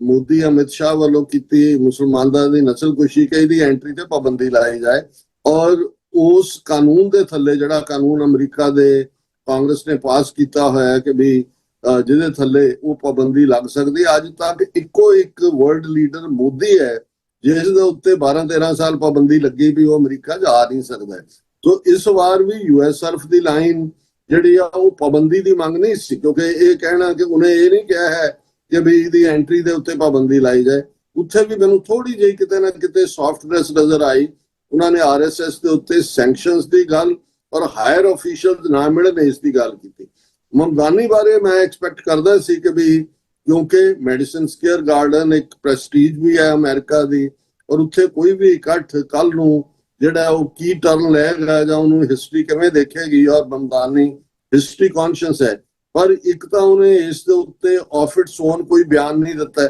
ਜਦੋਂ ਪ੍ਰੈਸ ਕਾਨਫਰੰਸ ਉਹਨੇ ਕੱਲ ਕੀਤੀ, ਉਹਨੂੰ ਸਵਾਲ ਪੁੱਛਿਆ ਗਿਆ ਔਰ ਫਾਲੋ ਅਪ ਕੁਐਸਚਨ ਵੀ ਉਹਦੇ ਉੱਤੇ ਸੀ। ਸਵਾਲ ਇਹੀ ਸੀ ਕਿ ਕੀ ਉਹਦੀ ਵਿਜ਼ਿਟ ਜਿਹੜੀ ਹੈ ਉਸ ਨੂੰ ਤੁਸੀਂ ਕਿਵੇਂ ਦੇਖਦੇ ਹੋ। ਤੇ ਉਹਦੇ ਚ ਵੀ ਉਹਨੇ, ਤੁਸੀਂ ਜੇ ਧਿਆਨ ਨਾਲ ਦੇਖਿਆ ਹੈ ਤਾਂ ਉਹਨੇ ਆਰਐਸਐਸ ਲਫ਼ਜ਼ ਇਸਤੇਮਾਲ ਹੀ ਨਹੀਂ ਕੀਤਾ। ਉਹਨੇ ਪਲੂਰਲ ਸੁਸਾਇਟੀ ਦੀ ਗੱਲ ਕੀਤੀ। ਉਹਨੇ ਇੱਕ ਪਾਸੇ ਇੱਕ ਸਟੇਜ ਤੇ ਜਦੋਂ ਆਪਣੇ ਫਾਦਰ ਦੀ ਲੈਗੇਸੀ ਉਹ ਗੁਜਰਾਤ ਨਾਲ ਜੋੜ ਕੇ ਜ਼ਾਹਰ ਹੈ ਇਸਮਾਈਲੀ ਮੁਸਲਮਾਨ ਹੈ ਕਰਦਾ ਸੀ, ਕੱਲ ਉਸ ਨੇ ਜਿਹੜੀ ਹੈ ਉਹ ਆਪਣੀ ਮਾਂ ਦਾ ਜ਼ਿਕਰ ਕੀਤਾ, ਜਿਹੜੀ ਆਫ ਕੋਰਸ ਡਿਸਟਿੰਗੁਇਸ਼ਡ ਫਿਲਮ ਮੇਕਰ ਹੈ, ਪਲੂਰਲ ਸੁਸਾਇਟੀ ਦੀ ਗੱਲ ਕੀਤੀ। ਉਹਨੇ ਕਿਹਾ ਕਿ ਬਈ ਮੈਂ ਜਿਹੜਾ ਉਹ ਵਿਰੋਧ ਕਰਦਾ ਕਿ ਇਹ ਜਿਹੜੀ ਹੈ ਪਲੂਰਲ ਸੁਸਾਇਟੀ ਨਹੀਂ ਹੈ। ਦੂਸਰੇ ਪਾਸੇ ਜਦੋਂ ਉਹਨੂੰ ਮੈਡੀਸਨ ਸਕੁਅਰ ਗਾਰਡਨ ਦੇ ਉਸ ਸਾਈਟ ਤੇ ਰੈਲੀ ਨਾ ਕਰਨ ਦੇਣ ਦੀ ਗੱਲ ਨੂੰ ਉਹਨੇ ਗੋਲਮੋਲ ਕਰਦਿਆਂ ਕਿਹਾ ਕਿ ਇਹ ਦੇਖਣਾ ਹੋਏਗਾ ਕਿ ਵੀ ਕੈਨ ਡੂ ਇਟ ਔਰ ਨਾਟ, ਇਸ ਕਿਸਮ ਦਾ ਪਾਰਟ। ਸੋ ਜ਼ਾਹਰ ਹੈ ਕਿ ਇਹ ਵੀ ਕਿਤੇ ਨਾ ਕਿਤੇ ਜਿਹੜਾ ਉਹ ਬੇਸ਼ੱਕ ਵਿਦਨ ਕੀ ਚੱਲ ਰਿਹਾ ਉਹ ਮਮਦਾਨੀ ਨੂੰ ਜ਼ਿਆਦਾ ਬਿਹਤਰ ਪਤਾ ਹੋਏਗਾ। ਲੇਕਿਨ ਮੈਂ ਈਵਨ ਮਮਦਾਨੀ ਦੇ ਇਸ ਕਿਸਮ ਦੇ ਸ਼ੇਕੀ ਸਟੈਂਡ ਦੇ ਬਾਵਜੂਦ ਇਹ ਗਲੋਬਲ ਸਟੋਰੀ ਨਾ ਬਣਦੀ ਜੇ ਮਮਦਾਨੀ ਇਹ ਨਾ ਕਹਿੰਦਾ ਕਿ ਜੀ ਮੈਂ ਇਹਦਾ ਵਿਰੋਧ ਕਰਦਾ ਰੈਲੀ ਦਾ ਔਰ ਮੈਂ ਪਲੂਰਲ ਸੁਸਾਇਟੀ ਦੇ ਹੱਕ 'ਚ ਰॉयਟਰ ਸਮੇਤ ਬਾਕੀ ਸਾਰਿਆਂ ਨੇ ਇਸ ਖਬਰ ਨੂੰ ਚੁੱਕਿਆ। ਹੁਣ ਦੇਖਣਾ ਇਹ ਹੋਏਗਾ ਕਿ ਮੋਹਨ ਭਾਗਵਤ ਦੀ ਵਿਜ਼ਿਟ ਦੇ ਦੌਰਾਨ ਅਮਰੀਕਨ ਮੁੱਖ ਧਾਰਾ ਮੀਡੀਆ, ਜਿਹਦੇ ਤੇ ਅਗੇਨ ਜ਼ਾਇਨਿਸਟ ਲੌਬੀ ਦਾ ਕਾਫੀ ਕੰਟਰੋਲ ਹੈ, ਉਹ ਉਹਨੂੰ ਕਿਵੇਂ ਹੈਂਡਲ ਕਰਦਾ ਹੈ। ਜਿਹੜਾ make America first again media, ਖਾਸ ਤੌਰ ਤੇ ਫੌਕਸ ਨਿਊਜ਼, ਜਿਹਨੂੰ ਜਿਹੜਾ ਰਿਪੀਟਡਲੀ ਇੰਟਰਵਿਊ ਦਿੰਦੇ ਨੇ ਪ੍ਰੈਜ਼ੀਡੈਂਟ ਟਰੰਪ, ਉਹ ਕਿਵੇਂ ਕੰਟਰੋਲ ਕਰਦਾ ਹੈ। ਔਰ ਜ਼ਾਹਰ ਹੈ ਕਿ ਜਿਹੜਾ ਗੈਦਰਿੰਗ ਜਿਹੜੀ ਕਿ ਉਹਨਾਂ ਨੇ ਪਹਿਲਾਂ ਹੀ ਉਹਦੀ ਫਿਗਰ ਜਿਹੜੀ ਹੈ ਉਹ 5000 ਦਿੱਤੀ ਹੈ, ਪੀਟੀਆਈ ਦੀ ਖਬਰ 5000 ਦਾ ਇਕੱਠ ਹੋਏਗਾ। ਸੋ ਇਸ ਵਾਰ ਇਹ ਦੇਖਣਾ ਹੋਏਗਾ। ਔਰ ਜਿਵੇਂ ਤੁਸੀਂ ਮੈਂਸ਼ਨ ਵੀ ਕੀਤਾ ਕਿ ਬਾਕੀ ਇੰਟਰਫੇਸ ਜਥੇਬੰਦੀਆਂ ਨੇ ਵੀ ਔਰ ਈਸਟ ਕੋਸਟ ਦੀਆਂ ਸਿੱਖ ਜਥੇਬੰਦੀਆਂ ਨੇ ਈਸਟ ਕੋਸਟ ਸਿੱਖ ਕੋਆਰਡੀਨੇਸ਼ਨ ਕਮੇਟੀ ਦੀ ਕਮਾਂਡ ਥੱਲੇ ਪ੍ਰੋਟੈਸਟ ਦੀ ਕਾਲ ਦਿੱਤੀ ਹੈ। 11 ਵਜੇ ਤੋਂ ਲੈ ਕੇ 4 ਵਜੇ ਤੱਕ ਇਹ ਪ੍ਰੋਟੈਸਟ ਹੋਏਗਾ। ਔਰ ਮੈਂ ਇਹ ਦੇਖ ਰਿਹਾ ਸੀ ਕਿ ਵੀ ਜਦੋਂ ਅਸੀਂ ਨੈਰੇਟਿਵ ਦੀ ਗੱਲ ਵੀ ਕਰਦੇ ਹਾਂ ਕਿ ਵਿਦ ਇਨ ਇੰਡੀਆ ਜਿੰਨੇ major even anti Modi talk show ਨੇ, ਸੱਤਿਆ ਹਿੰਦੀ ਵਰਗੇ ਜਾਂ ਦੂਸਰੇ ਤੀਸਰੇ, ਉਹ ਬਾਕੀਆਂ ਦੇ ਪ੍ਰੋਟੈਸਟ ਦੀ ਗੱਲ ਕਰ ਰਹੇ ਨੇ, ਲੇਕਿਨ ਸਿੱਖ ਫੈਕਟਰ ਕਿਉਂਕਿ ਜ਼ਾਹਰ ਹੈ ਵੀ ਬਾਕੀ ਤਾਂ ਇੱਥੋਂ ਤੱਕ ਹੀ ਮਹਿਦੂਦ ਨੇ ਕਿ ਜੀ ਜਿਹੜਾ ਹਿਊਮਨ ਰਾਈਟ ਵਾਇਲੇਟ ਨਾ ਹੋਣ, ਕਨਸਟੀਟਿਊਸ਼ਨ ਦੇ ਥੱਲੇ ਜੋ ਲਿਖਿਆ ਹੈ ਉਹ ਹੱਕ ਹੋਣ। ਤੇ ਸਿੱਖ ਕਿਉਂਕਿ ਇੰਡੀਪੈਂਡੈਂਟ ਖਾਲਿਸਤਾਨ ਦੀ ਗੱਲ ਕਰਦੇ ਨੇ, ਈਵਨ ਜਿਹੜਾ ਐਂਟੀ ਮੋਦੀ ਜਾਂ ਐਂਟੀ ਆਰਐਸਐਸ ਮੀਡੀਆ ਵੀ ਹੈ ਉਹ ਸਿੱਖ ਫੈਕਟਰ ਨੂੰ ਉਹਨਾਂ ਵੀ ਰੈਕਗਨਾਈਜ਼ ਨਹੀਂ ਕਰਨਾ ਚਾਹੁੰਦਾ ਹੈ ਕਿ ਭਾਈ ਉਹ ਐਗਜ਼ਿਸਟ ਕਰਦੇ ਨੇ। ਸੋ ਇਹ ਹੁਣ ਦਿਲਚਸਪ ਹੋਏਗਾ ਕਿ ਉਹਦੀ ਵਿਜ਼ਿਟ ਦੇ ਦੌਰਾਨ ਇੱਥੇ ਉਹਦੀਆਂ ਮੁਲਾਕਾਤਾਂ ਕਿਵੇਂ ਹੁੰਦੀਆਂ ਨੇ, ਮੁੱਖ ਧਾਰਾ ਮੀਡੀਆ ਉਹਨੂੰ ਕਿਵੇਂ ਲੈਂਦਾ, ਔਰ ਇਹ ਸਾਰੇ ਦਾ ਜਿਹੜਾ ਕੋਈ ਹੋਰ ਇਨਸਾਈਡ ਸਟੋਰੀ ਵੀ ਇਹ ਬਾਅਦ ਦੇ ਵਿੱਚ ਹੀ ਜਿਹੜੀ ਉਹ ਸਾਹਮਣੇ ਆਏਗੀ। ਬਿਲਕੁਲ ਡਾਕਟਰ ਸਾਹਿਬ, ਜਿਵੇਂ ਤੁਸੀਂ ਦੱਸਿਆ ਕਿ ਇਹ ਜਿਹੜੀ ਡਿਵੈਲਪਮੈਂਟ ਆ ਇਹ ਬੜਾ ਧਿਆਨ ਮੰਗਦੀ ਆ ਕਿ ਜਿਹੜੇ ਨਾਜ਼ੀਆਂ ਦੀ ਤੁਸੀਂ ਹਿਸਟਰੀ ਦੱਸੀ ਕਿ ਨਾਜ਼ੀਆਂ ਦੇ ਜ਼ੁਲਮ ਦਾ ਸ਼ਿਕਾਰ ਜਦੋਂ ਜਿਊਜ਼ ਹੋਏ ਆ, ਤੇ ਅੱਜ ਦੇ ਟਾਈਮ ਦੇ ਵਿੱਚ ਜਿਹੜੀ ਜਿਊ ਸਟੇਟ ਆ ਉਹ ਇਸ ਟਾਈਮ ਇੰਡੀਆ ਦੀ ਸਭ ਤੋਂ ਵੱਡੀ ਅਲਾਇੰਸ ਪਾਰਟਨਰ ਆ। ਤੇ ਇਸ ਤੋਂ ਇਲਾਵਾ ਜਿਹੜਾ ਵੈਸਟ ਦੇ ਵਿੱਚ ਵੀ ਜਿਹੜੀ ਵਾਈਟ ਸੁਪਰਾਮੇਸੀ ਦੀ ਸਾਰੀ ਲੋਬੀ ਆ, ਉਹਨਾਂ ਦੀਆਂ ਵੀ ਜਿਹੜੇ ਆਈਡੀਆਜ਼ ਨੇ ਉਹ ਅਲਾਈਨਡ ਕਰਦੇ ਆ ਆਰਐਸਐਸ ਦੇ ਨਾਲ। ਪਰ ਇਹ ਗੱਲ ਬਿਲਕੁਲ ਡਾਕਟਰ ਸਾਹਿਬ ਬੜੀ ਅਸੀਂ ਕਹਿ ਸਕਦੇ ਹਾਂ ਕਿ ਕੋਈ ਹਲਕੀ ਗੱਲ ਨਹੀਂ। ਟਾਈਮ ਨੂੰ ਜੇ ਅਸੀਂ ਦੇਖੀਏ, ਭਾਵੇਂ ਆਰਐਸਐਸ ਮੁਖੀ ਪਹਿਲਾਂ ਵੀ ਆਉਂਦੇ ਰਹੇ ਆ, ਪਰ ਇਸ ਦੇ ਬਾਵਜੂਦ ਕਿ ਇੰਡੀਅਨ ਸਟੇਟ ਜਿਹੜੀ ਆ ਉਹ ਕਿਉਂਕਿ ਇਹ ਸਾਰੇ ਬੰਦੇ ਮੰਨਦੇ ਆ ਅਸੀਂ ਕਿ ਆਰਐਸਐਸ ਹੀ ਉਹਨੂੰ ਰਨ ਕਰਦੀ ਆ ਬੈਕ ਐਂਡ ਤੋਂ ਆਈਡੀਆਜ਼ ਦੇ ਬੇਸਿਸ ਤੇ ਆਰਐਸਐਸ ਦਾ ਨਾ ਸਿਰਫ ਆਈਡੀਆਜ਼ ਓਵਰਆਲ ਹੀ ਰਨ ਕਰਦੇ, ਪਾਲਿਸੀ ਮੇਕਰ ਹੈ। ਬਿਲਕੁਲ, ਤੇ ਆਰਐਸਐਸ ਦਾ ਇਸ ਤਰੀਕੇ ਦੇ ਨਾਲ ਸਾਰੇ ਥਾਵਾਂ ਤੇ ਆਰਐਸਐਸ ਦੇ ਥਿੰਕਰਸ ਅਸੀਂ ਪਿਛਲੇ ਟਾਈਮ ਚਾਈਨਾ ਦੇ ਨਾਲ ਵੀ ਇਨਵੋਲਡ ਦੇਖਿਆ, ਤੇ ਆਰਐਸਐਸ ਦਾ ਵਾਈਟ ਸੁਪਰਾਮੇਸੀ ਦੇ ਰਾਹੀਂ ਵੈਸਟਰਨ ਵਰਲਡ ਦੇ ਵਿੱਚ ਜਿਹੜੀ ਇਨਵੋਲਵਮੈਂਟ ਹੋ ਰਹੀ ਆ ਉਹ ਸਾਡੇ ਸਾਹਮਣੇ ਆ। ਤੇ ਇਸ ਤੋਂ ਇਲਾਵਾ ਜਿਹੜੇ ਜਿਊਜ਼ ਜਾਂ ਇੱਕ ਵੱਡੀ ਤਾਕਤ ਅਸੀਂ ਕਹਿ ਸਕਦੇ ਹਾਂ ਧਿਰ ਦੁਨੀਆ ਦੇ ਵਿੱਚ ਇਸ ਟਾਈਮ ਆ, ਚਾਹੇ ਉਹ ਕਾਰਪੋਰੇਟ ਵਰਲਡ ਦੇ ਉੱਤੇ ਆਪਣੀ ਜਿਹੜਾ ਉਹਨਾਂ ਦੀ ਰਾਜੇਦਾਰੀ ਆ ਉਹਦੇ ਰਾਹੀਂ, ਤੇ ਉਹਨਾਂ ਦੇ ਨਾਲ ਵੀ ਹੈਂਡ ਇਨ ਹੈਂਡ ਜਿਹੜੀ ਇਹ ਧਿਰ ਆ। ਤੇ ਸਿੱਖ ਜਦੋਂ ਇਸ ਧਿਰ ਦੇ ਨਾਲ ਲੜ ਰਹੇ ਆ ਤਾਂ ਜਿਹੜੀਆਂ ਚੈਲੰਜਸ ਨੇ ਉਹ ਬੜੇ ਸੀਰੀਅਸ ਨੇ, ਤੇ ਉਹਦੇ ਲਈ ਮੈਨੂੰ ਲੱਗਦਾ ਕਿ ਸਿੱਖ ਆਰਗੇਨਾਈਜੇਸ਼ਨਸ ਜਿਹੜੀਆਂ ਆ ਉਹ ਇਹਨਾਂ ਬਣਦੇ ਹਾਲਾਤਾਂ ਦੇ ਮੁਤਾਬਕ ਅੱਗੇ ਹੋਰ ਵੀ ਜ਼ਿਆਦਾ ਸਤਰਕ ਹੋ ਕੇ, ਸੁਚੇਤ ਹੋ ਕੇ ਜਿਹੜਾ ਆਪਣੀ ਤਿਆਰੀ ਕਰਨ। ਤੇ ਜਿਵੇਂ ਤੁਸੀਂ ਦੱਸਿਆ ਕਿ ਜਿਹੜਾ ਪ੍ਰੋਟੈਸਟ ਵੀ ਆਰਗੇਨਾਈਜ਼ ਕੀਤਾ ਜਾ ਰਿਹਾ ਹੈ, ਤੇ ਉਹਦੇ ਵਿੱਚ ਵੀ ਜਿਹੜੀ ਜਾਣਕਾਰੀ ਆ ਕਿ ਅਮਰੀਕਾ ਭਰ ਦੇ ਵਿੱਚੋਂ ਜਿਹੜੇ ਸਿੱਖ ਆਰਗੇਨਾਈਜੇਸ਼ਨਸ ਨੇ ਉਹ ਸ਼ਾਮਲ ਹੋ ਰਹੀਆਂ ਨੇ। ਤੇ ਇਸ ਤੋਂ ਬਾਅਦ ਡਾਕਟਰ ਸਾਹਿਬ ਜਿਹੜਾ ਅਗਲਾ ਮਸਲਾ ਆ ਇਸੇ ਦੇ ਨਾਲ ਜੁੜਦਾ, ਇੱਕ ਕਮੈਂਟ ਮੈਂ ਹੋਰ ਕਰਨਾ ਚਾਹਾਂਗਾ। ਇਹਨੂੰ ਤੁਸੀਂ ਆਰਐਸਐਸ ਦੀ ਆਪਣੇ ਐਂਗਲ ਤੋਂ ਸਿਆਣਪ ਕਹੋ ਜਾਂ ਸਾਡੇ ਲਈ ਸਬਕ ਵੀ ਕਹੋ। ਇਹ ਆਰਐਸਐਸ ਨੇ ਪਾਵਰ ਤਾਂ ਉਹਨਾਂ ਕੋਲ 2014 ਚ ਆਈ, ਪਰ ਤੁਹਾਨੂੰ ਹੈਰਾਨੀ ਹੋਏਗੀ ਕਿ 2002 ਦੇ ਵਿੱਚ ਜਦੋਂ ਨਰਿੰਦਰ ਮੋਦੀ ਮੁੱਖ ਮੰਤਰੀ ਸੀ, ਉਹਨੇ 10 ਵਾਰ 10 ਟਾਈਮਸ ਚਾਈਨਾ ਦਾ ਦੌਰਾ ਕੀਤਾ। ਔਰ ਮੈਂ ਕਿਤੇ ਇਹਨਾਂ ਦੇ ਇਨਸਾਈਡ ਡਾਕੂਮੈਂਟਸ ਦੇ ਹਵਾਲੇ ਨਾਲ ਦੇਖ ਰਿਹਾ ਸੀ ਵੀ ਇਹਨਾਂ ਨੂੰ ਬੇਸ਼ੱਕ ਆਈਡੀਓਲੋਜੀਕਲੀ ਉਹਨਾਂ ਨੇ ਯਹੂਦੀਆਂ ਦੇ ਨਾਲ ਆਪਣੀ ਜਿਹੜੀ ਹੈ ਉਹ ਸਾਂਠ-ਗਾਂਠ ਕੀਤੀ ਹੋਈ ਹੈ, ਪਰ ਉਹਨਾਂ ਨੂੰ ਚਾਈਨੀਜ਼ ਕਮਿਊਨਿਸਟ ਪਾਰਟੀ ਦਾ ਵਨ ਪਾਰਟੀ ਸਿਸਟਮ ਦਾ ਮਾਡਲ ਬਹੁਤ ਪਸੰਦ ਹੈ। ਔਰ ਉਹ ਈਵਨ ਚਾਈਨਾ ਦੇ ਨਾਲ ਵੀ ਉਹਨਾਂ ਦੀ ਜਿਹੜੀ ਅਲਾਇੰਸ ਹੈ ਉਹਦੇ ਥੱਲੇ ਹੀ ਉਹਨਾਂ ਨੇ ਸੁਬਰਾਮਨੀਅਮ ਸਵਾਮੀ ਰਾਹੀਂ ਕੈਲਾਸ਼ ਮਾਨਸਰੋਵਰ ਦੀ ਯਾਤਰਾ ਵਾਲਾ ਰਾਊਟ ਵੀ ਖੁਲਵਾਇਆ ਅਡਵਾਨੀ ਦੇ ਪੀਰੀਅਡ 'ਚ। ਔਰ ਇਸ ਦੇ ਨਾਲ ਜੇ ਭਾਰਤ ਦੇ ਵਿੱਚ ਉਹਨਾਂ ਦਾ ਜਿਹੜਾ ਤਰਜ਼ੇ ਹਕੂਮਤ ਤੁਸੀਂ ਦੇਖੋ ਕਿ ਆਪੋਜੀਸ਼ਨ ਨੂੰ ਫਿਨਿਸ਼ ਕਰਨਾ ਹੈ, ਔਰ ਆਲਮੋਸਟ ਕਿਵੇਂ ਰੀਜਨਲ ਪਾਰਟੀਆਂ ਦਾ, ਕਿਉਂਕਿ ਆਰਐਸਐਸ ਵਾਲੇ ਸਮਝਦੇ ਸੀ ਕਿ ਵੀ ਵਨ ਨੇਸ਼ਨ ਦੇ ਰਾਹ ਦੇ ਵਿੱਚ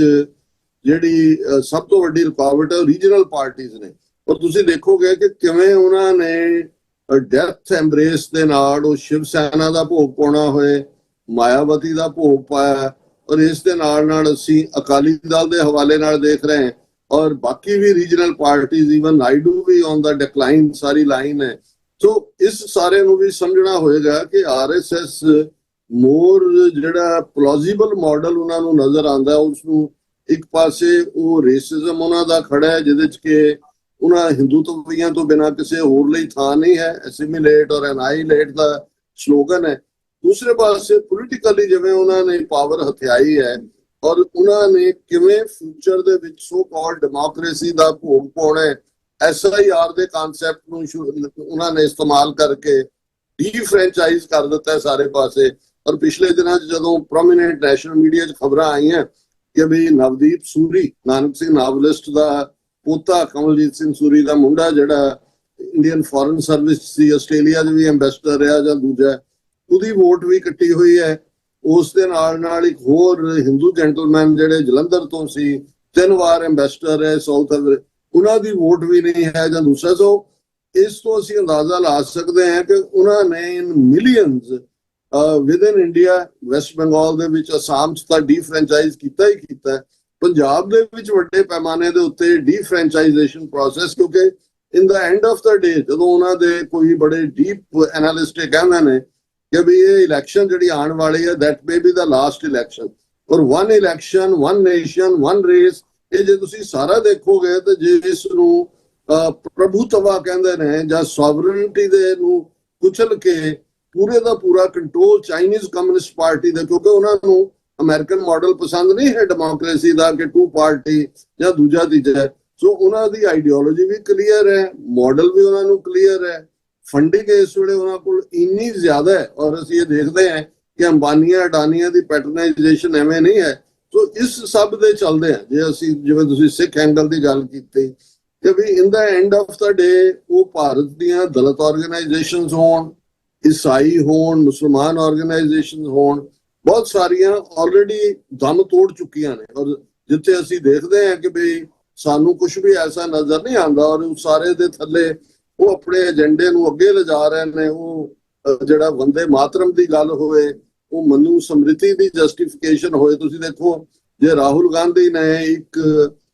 ਕਾਲਜ ਜਾਂ ਯੂਨੀਵਰਸਿਟੀ ਗਰਲਸ ਦੇ ਇਕੱਠ ਦੇ ਵਿੱਚ ਔਰਤਾਂ ਦੇ ਹੱਕਾਂ ਦੀ ਗੱਲ ਕਰਦੇ ਆ, ਮਨੂ ਸਮ੍ਰਿਤੀ ਨੂੰ ਦੋਸ਼ੀ ਦੱਸਿਆ ਜਿਹਨੇ ਹੱਕ ਖੋਏ ਨੇ, ਤੇ ਇੱਕਦਮ ਬੀਜੇਪੀ ਦੇ ਔਰ ਦੂਸਰੇ ਜਿਹੜੇ ਨੇ ਉਹ ਜਿਹਨੂੰ ਕਹਿੰਦੇ ਨੇ ਖੰਭ ਝਾੜ ਕੇ ਉਹਦੇ ਮਗਰ ਪੈ ਕੇ ਜੀ ਇਹ ਮਨੂ ਜੀ ਕੀ ਜੋ ਕਾ ਅਪਮਾਨ ਹੈ। ਔਰ ਦੂਸਰੇ तो वो बड़ी स्टेड फास्टली अपने रस्ते ते चल रहे ने। और मैनू ये नजर हुण इधर वंदे मातरम दे मुद्दे ते तुहानू कोई प्रोमिनेंट सिख जथेबंदियां दा इंक्लूडिंग श्रोमणी कमेटी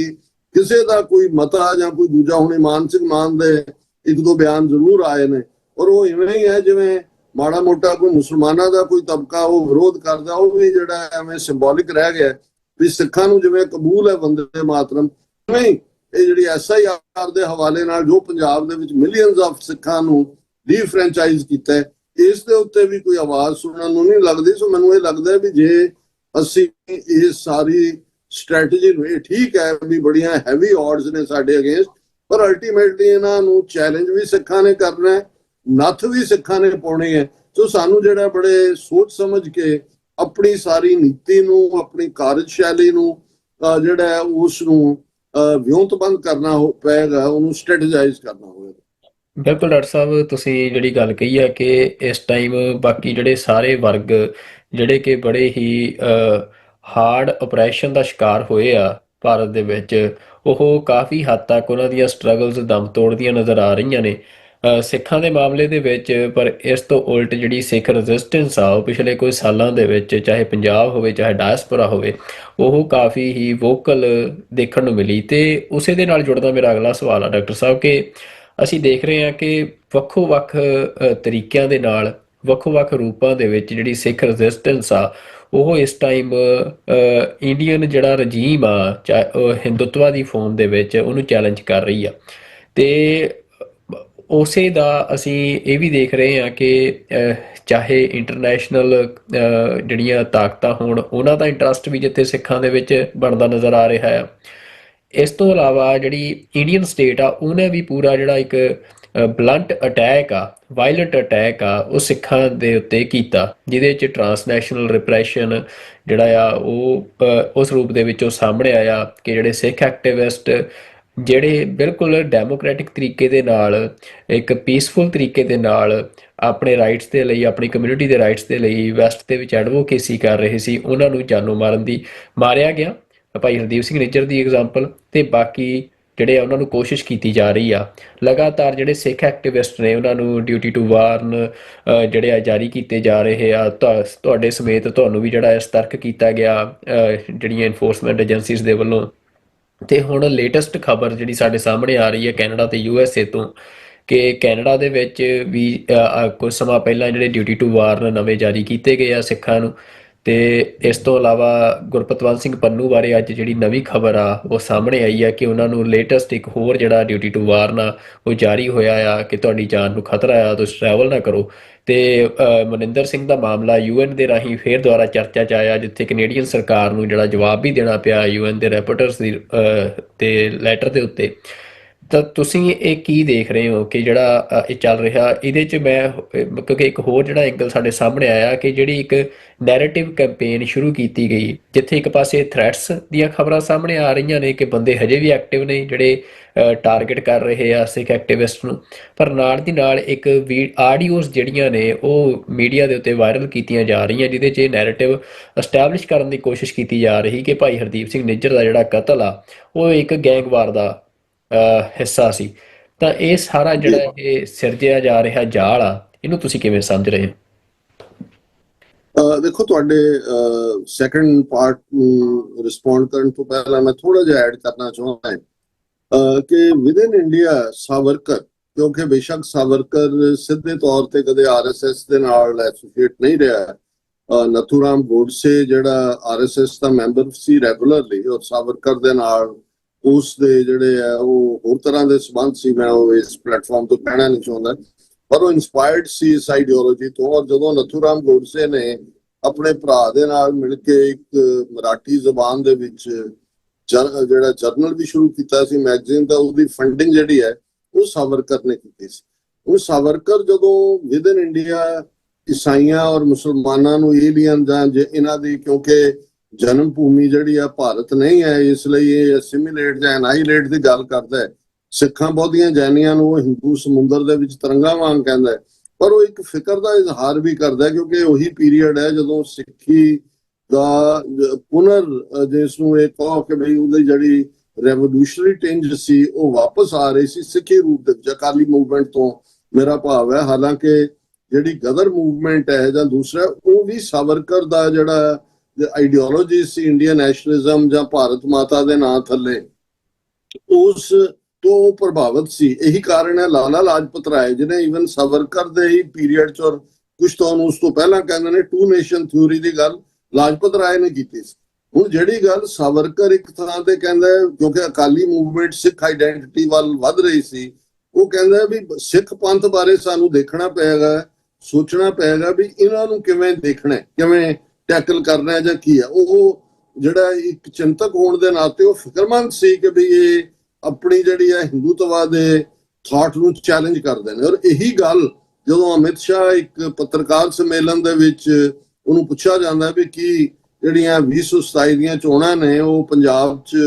BJP ਜਿੱਤੇਗੀ, ਸਰਕਾਰ ਬਣਾਏਗੀ ਜਿਵੇਂ ਦਾਅਵਾ ਕੀਤਾ ਜਾ ਰਿਹਾ, ਤੇ ਉਹਦਾ ਇਹ ਕਹਿਣਾ ਸੀ ਕਿ ਇਸ ਸ੍ਰਿਸ਼ਟੀ को ब्रह्मा ने बनाया है और ये सृष्टि बनाने वाला ब्रह्मा भी नहीं जानता कि पंजाब में क्या होने वाला है। तो मैं एकदम सावरकर ਦੇ ਥਾਟ ਦੇ ਨਾਲ ਜਦੋਂ ਕਲਿੱਕ ਕਰਕੇ ਦੇਖਦਾ ਤੇ ਮੈਂ ਦੇਖਦਾ ਵੀ ਇਹਨਾਂ ਨੇ ਜਿਹੜਾ ਕੈਰਟ ਐਂਡ ਸਟਿਕ ਪਾਲਿਸੀ ਵੀ ਰੱਖੀ। RSS ਨੇ ਇਮੀਡੀਏਟਲੀ 84 ਤੋਂ ਬਾਅਦ ਜਿਹੜਾ 85 ਦੇ ਵਿੱਚ ਪਟਨਾ ਸਾਹਿਬ ਦੇ ਵਿੱਚ ਰਾਸ਼ਟਰੀ RSS ਸੀ, ਉਹਦਾ ਨਾਮ ਰੱਖਿਆ ਸਿੱਖ ਸੰਗਤ, ਰਾਸ਼ਟਰੀ ਸਿੱਖ ਸੰਗਤ ਦਾ ਗਠਨ ਕੀਤਾ ਔਰ ਸ਼ਾਇਦ ਬਹੁਤਿਆਂ ਨੂੰ ਪਤਾ ਨਾ ਹੋਏ ਕਿ ਉਸ ਵੇਲੇ ਦੇ ਪਟਨਾ ਸਾਹਿਬ ਦਾ ਜਥੇਦਾਰ ਜਿਹੜਾ ਇਹਨਾਂ ਦਾ ਹੀ ਜਿਹੜਾ ਉਹ ਹੈ ਆਊਟਫਿਟ ਇਕਬਾਲ ਸਿੰਘ, ਉਹਨੇ ਉਹਨੂੰ ਪ੍ਰੀਜ਼ਾਈਡ ਕੀਤਾ। ਸੋ ਉਹਨਾਂ ਨੇ ਔਰ ਰਾਸ਼ਟਰੀ ਸਿੱਖ ਸੰਗਤ ਦੇ ਥੱਲੇ ਉਹਨਾਂ ਨੇ ਜਿਹੜਾ ਬੰਦਾ ਵੀ ਐਜ਼ ਏ ਫੇਸ ਪਹਿਲਾਂ ਲਿਆਂਦਾ, ਰੂਦਾ ਸਿੰਘ ਨਾਂ ਦਾ ਬੰਦਾ ਜਿਹਦੀ ਟ੍ਰੇਨਿੰਗ ਜਿਵੇਂ ਸਾਹਮਣੇ ਆਉਂਦਾ ਹੈ ਕਿ ਦਮਦਮੀ ਟਕਸਾਲ ਦੇ ਵਿੱਚ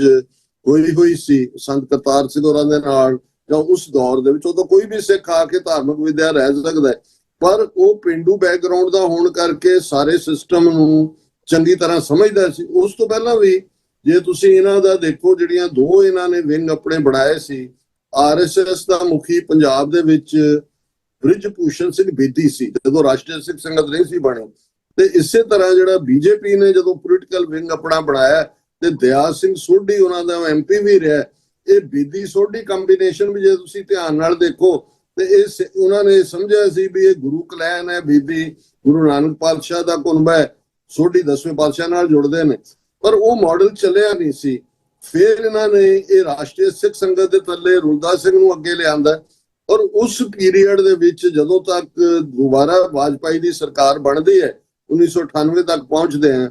ਆਰਐਸਐਸ ਨੇ ਲੀਡ ਲਈ ਸੀ ਇਸ ਗੱਲ ਦੇ ਉੱਤੇ। ਅੱਜ ਅਸੀਂ ਪੋਲੀਟੀਕਲ ਪ੍ਰਿਜ਼ਨਰਸ ਦੀ ਗੱਲ ਕਰ ਰਹੇ ਹਾਂ ਕਿ ਇਹਨਾਂ ਦੇ ਲਈ ਡਾਇਲੌਗ ਜੁਝਾਰੂ ਜਥੇਬੰਦੀਆਂ ਨਾਲ, ਔਰ ਬਹੁਤ ਸਾਰੀ ਜੁਝਾਰੂ ਜਥੇਬੰਦੀਆਂ ਦੇ ਆਗੂ ਉਸ ਟ੍ਰੈਪ ਦੇ ਵਿੱਚ ਫਸ ਵੀ ਗਏ। ਔਰ ਉਸ ਵੇਲੇ ਮੋਦੀ ਗੁਜਰਾਤ ਦੇ ਵਿੱਚ ਚੀਫ ਮਿਨਿਸਟਰ ਸੀ, ਔਰ ਇੱਕ ਅੱਧੇ ਸਿੰਘ ਜਿਵੇਂ ਸ਼ਾਇਦ ਲਾਲ ਸਿੰਘ ਉਹ ਗੁਜਰਾਤ ਦੀ ਜੇਲ੍ਹ ਵਿੱਚ ਸਨ। ਔਰ ਇਹ ਸਾਰਾ ਪਾਰਟ ਆਰਐਸਐਸ ਨੇ ਸਿੱਖਾਂ ਪ੍ਰਤੀ ਆਪਣੀ ਪਹੁੰਚ ਨੂੰ, ਜਦੋਂ ਜੁਝਾਰੂ ਲਹਿਰ ਦੇ ਵੇਲੇ ਦਿਰਿਸੀ ਗਰਾਊਂਡ ਲੁਧਿਆਣੇ ਦੇ ਵਿੱਚ ਜਾਂ ਦੂਜੇ ਆਰਐਸਐਸ ਦੀ ਸ਼ਾਖਾ ਲਾਉਂਦੇ ਵਰਕਰ ਮਾਰੇ ਵੀ ਗਏ ਸੀ, ਤੇ ਆਰਐਸਐਸ ਨੇ ਕੋਈ ਵਾਇਲੈਂਟਲੀ ਰਿਐਕਟ ਨਹੀਂ ਸੀ ਕੀਤਾ ਕਿ ਜੀ ਉਹਨਾਂ ਨੇ ਕੋਈ ਜਿਹੜੇ ਸਿੱਖਾਂ ਤੇ ਹਮਲੇ ਕੀਤੇ, ਕਿਉਂਕਿ ਸਿੱਖ ਫੈਕਟਰ ਨੂੰ ਉਹ ਚੰਗੀ ਤਰ੍ਹਾਂ ਸਮਝਦੇ ਨੇ ਜਾਂ ਸਮਝਣ ਦੀ ਕੋਸ਼ਿਸ਼ ਕਰਦੇ ਨੇ। ਵਿਦਨ ਵੀ ਉਹਨਾਂ ਨੇ ਪੰਜਾਬ 'ਚ ਇਹ ਸਾਰੇ 12 ਸਾਲ ਦੇ ਪੀਰੀਅਡ 'ਚ 2014 ਤੋਂ ਬਾਅਦ ਆਪਣਾ ਸ਼ਾਖਾਵਾਂ ਦਾ ਘੇਰਾ ਕਾਫੀ ਫੈਲਾਇਆ। ਇਹ ਤਾਂ ਵੱਖਰੀ ਕਹਾਣੀ ਹੈ ਕਿ ਜਿਹੜਾ ਉਹ ਬ੍ਰਿਗੇਡੀਅਰ ਜਲੰਧਰ ਵਾਲਾ ਜਿਹਨੂੰ ਜਿਹੜਾ ਟ੍ਰੇਨਡ ਕਰ ਰਿਹਾ ਸੀ, ਬਾਅਦ 'ਚ ਉਹਦਾ ਕਿਸੇ ਨੇ ਕੰਮ ਕਰਤਾ ਜਾਂ ਰੂਦਾ ਸਿੰਘ ਦਾ ਕੰਮ ਹੋ ਗਿਆ, ਪਰ ਉਸ ਤੋਂ ਬਾਅਦ ਪੰਜਾਬ 'ਚ ਸਿੱਧੇ ਤੌਰ ਦੇ ਉੱਤੇ ਬਹੁਤੇ ਨਹੀਂ ਛਾਏ। ਹੁਣ ਉਸ ਸਾਰੇ ਪੀਰੀਅਡ 'ਚ ਹੀ ਇਹਨਾਂ ਨੇ ਇਹ ਜਿਹੜਾ ਨੈਗੋਸ਼ੀਏਟਿੰਗ ਪਾਰਟ ਰੱਖਿਆ ਸੀ। ਇੱਥੇ ਭੀਸ਼ਮ ਅਗਨੀਹੋਤਰੀ ਜਿਹੜਾ ਐਮਬੈਸਡਰ ਐਟ ਲਾਰਜ ਵਾਜਪਾਈ ਨੇ ਲਾਇਆ ਸੀ, ਉਹਨਾਂ ਦੇ ਬੰਦਿਆਂ ਨੇ ਇੱਥੇ ਸਾਡੇ ਨਾਲ ਕਮਿਊਨੀਕੇਸ਼ਨ ਓਪਨ ਕਰਨ ਦੀ ਕੋਸ਼ਿਸ਼ ਕੀਤੀ ਜੀ, ਪ੍ਰੋਟੈਸਟ ਨਾ ਕਰੋ। ਵਾਜਪਾਈ ਜਾਂ ਦੂਜੇ ਦਵਿੰਦਰਪਾਲ ਸਿੰਘ ਭੁੱਲਰ ਦਾ ਕੇਸ ਬੜਾ ਟਿਪੀਕਲ ਕੇਸ ਹੈ ਕਿ ਕਿਵੇਂ ਉਹਨਾਂ ਦੀ ਸਿੰਘਣੀ ਔਰ ਉਹਨਾਂ ਦੇ ਨਾਲ ਜਿਹੜੀ ਕੈਨੇਡਾ ਦੇ ਵਿੱਚ ਡਿਫੈਂਸ ਕਮੇਟੀ ਬਣੀ ਸੀ, ਉਹਨਾਂ ਰਾਹੀਂ ਉਹਨਾਂ ਨੇ ਸਾਨੂੰ ਰੋਕਣ ਦੀ ਕੋਸ਼ਿਸ਼ ਕੀਤੀ ਕਿ ਬਈ ਨਾ ਕਰੋ, ਕਿਉਂਕਿ ਰੁਲਦਾ ਜਿਹੜਾ ਉਹ ਛਡਾ ਦੇਗਾ ਦਵਿੰਦਰਪਾਲ ਭੁੱਲਰ ਨੂੰ। ਔਰ ਇਹੀ ਉਹਨਾਂ ਨੇ ਈਵਨ ਸਾਬਕਾ ਕੁਝ ਜੁਝਾਰੂ ਲੀਡਰਸ਼ਿਪ ਦੇ ਨਾਲ ਵੀ ਕਮਿਊਨੀਕੇਸ਼ਨ ਓਪਨ ਕੀਤੀ ਸੀ। ਔਰ ਮੋਦੀ ਜਦੋਂ ਪ੍ਰਾਈਮ ਮਿਨਿਸਟਰ ਬਣਦਾ ਸੀ ਇੰਗਲੈਂਡ ਦੇ ਵਿੱਚ, ਦੇਖਦੇ ਆ ਕਿ ਡਾਕਟਰ ਰਾਏ ਵਰਗੇ ਲੋਕ ਜਾਂ ਦੂਜੇ ਪੂਰਾ ਇੱਕ ਉਹਨੂੰ ਮਿਲਦੇ ਨੇ, ਵੈਲਕਮ ਵੀ ਕਰਦੇ ਨੇ, ਬਾਅਦ ਚ ਇੰਡੀਆ ਵੀ ਜਾਂਦੇ ਨੇ। ਔਰ ਇਸ ਪੀਰੀਅਡ 'ਚ ਰਿਪੁਦਮਨ ਸਿੰਘ ਮਲਕ ਤੋਂ ਲੈ ਕੇ ਇੰਗਲੈਂਡ ਦੇ ਕੁਝ ਪ੍ਰੋਮੀਨੈਂਟ, ਮੈਂ ਹੁਣ ਨਾਂ ਨਹੀਂ ਲੈਣਾ ਚਾਹੁੰਦਾ, ਜਿਹੜੇ ਕੋਈ ਖਾਲਿਸਤਾਨ ਦੀ ਗਵਰਨਮੈਂਟ ਇਨ ਐਗਜ਼ਾਈਲ ਦਾ ਕੋਈ ਪ੍ਰੈਜ਼ੀਡੈਂਟ ਬਣਿਆ ਹੋਇਆ ਸੀ, ਕੋਈ ਸੈਕਟਰੀ, ਉਹਨਾਂ ਸਮੇਤ ਬਹੁਤ ਸਾਰਿਆਂ ਨੂੰ ਵੀਜ਼ੇ ਦੇ ਨਾਲ ਜਿਹੜਾ ਇੰਡੀਆ ਦਾ ਚੱਕਰ ਲਵਾਇਆ ਜਾਂਦਾ। ਸੋ ਮੈਂ ਸਮਝਦਾ ਵੀ ਆਰਐਸਐਸ ਓਪਨਲੀ ਕੋਈ ਸਿੱਖ ਵਿਰੋਧੀ ਉਸ ਕਿਸਮ ਦੀ ਲਾਈਨ ਲੈ ਕੇ ਚੱਲਣ ਦੀ ਲਾਈਨ ਹੈ। ਇੱਕ ਸਟੇਜ ਤੇ ਮੋਹਨ ਭਾਗਵਤ ਨੇ ਇਹ ਵੀ ਕਹਿ ਦਿੱਤਾ ਸੀ ਕਿ ਅਸੀਂ ਸਿੱਖਾਂ ਨੂੰ ਇੱਕ ਅੱਡ ਪੰਥ ਮੰਨਦੇ ਹਾਂ, ਇੱਕ ਫਲਾਣਾ ਉਹਨਾਂ ਦੀ ਰੋਹ ਰੀਤ ਹੈ ਔਰ ਜ਼ਬਾਨੀ ਕਲਾਮੀ, ਲੇਕਿਨ ਇੰਟਰਨਲੀ ਸਾਨੂੰ ਪਤਾ ਹੈ ਕਿ ਵੀ ਇਹ ਸਾਰਾ ਪਾਰਟ ਕੀ ਹੈ। ਸੋ ਇਸ ਕੰਟੈਕਸਟ 'ਚ ਗੁਰਦੁਆਰਿਆਂ ਦੇ ਹਵਾਲੇ ਦੇ ਨਾਲ ਜੇ ਅਸੀਂ ਗੱਲ ਕਰੀਏ, ਔਰ ਇਹਦੇ 'ਚ ਇਹ ਟੈਸਟੀਮਨੀ ਆ ਹੁੰਦਾ ਸੋਸ਼ਲ ਮੀਡੀਆ, ਐਕਟਿੰਗ ਜਥੇਦਾਰ ਗਿਆਨੀ ਮਨਜੀਤ ਸਿੰਘ, ਪ੍ਰੋਫੈਸਰ ਮਨਜੀਤ ਸਿੰਘ, ਜਿਹੜਾ 1999 'ਚ ਜਦੋਂ 300 ਸਾਲਾ ਖਾਲਸਾ ਸਾਜਨਾ ਦਿਵਸ ਸੀ ਉਦੋਂ ਕੇਸਗੜ੍ਹ ਸਾਹਿਬ ਦੇ ਜਥੇਦਾਰ ਸੀ, ਉਹਨਾਂ ਨੇ ਔਨ ਰੈਕੋਰਡ ਕਿਹਾ ਕਿ ਭਾਈ ਕਿਵੇਂ ਜਿਹੜਾ ਆਰਐਸਐਸ ਦੀ ਯੂਨੀਫਾਰਮ ਦੇ ਵਿੱਚ ਬਹੁਤ ਵੱਡਾ ਗਰੁੱਪ ਆਇਆ, ਉਹਨਾਂ ਨੇ ਜਿਹੜਾ ਨਗਰ ਕੀਰਤਨ ਅਨੰਦਪੁਰ ਸਾਹਿਬ ਨਿਕਲਣਾ ਸੀ ਉਹਦੇ 'ਚ ਕਿਹਾ ਜੀ ਸਾਨੂੰ ਗੁਰੂ ਗ੍ਰੰਥ ਸਾਹਿਬ ਦੇ ਜਿਹੜਾ ਅੱਗੇ ਸਾਡੀ ਕੰਟਿੰਜੈਂਟ ਨੂੰ ਲਾਓ। ਉਹਨਾਂ ਨੇ ਕਿਹਾ ਜੀ ਨਹੀਂ, ਇੱਕ ਡੈਕੋਰਮ ਹੁੰਦਾ ਹੈ, ਨਗਾਰਾ ਹੁੰਦਾ ਹੈ, 5 ਪਿਆਰੇ ਹੁੰਦੇ ਨੇ, ਗੱਤਕਾ ਹੁੰਦਾ, ਫੇਰ ਹੁੰਦਾ। ਔਰ ਇਨ ਦਾ ਐਂਡ ਉਹਨਾਂ ਨੇ ਕਿਹਾ ਕਿ ਵੀ ਜਦੋਂ ਦਬਾਅ ਸਾਡੇ ਤੇ ਬਣਾਇਆ ਗਿਆ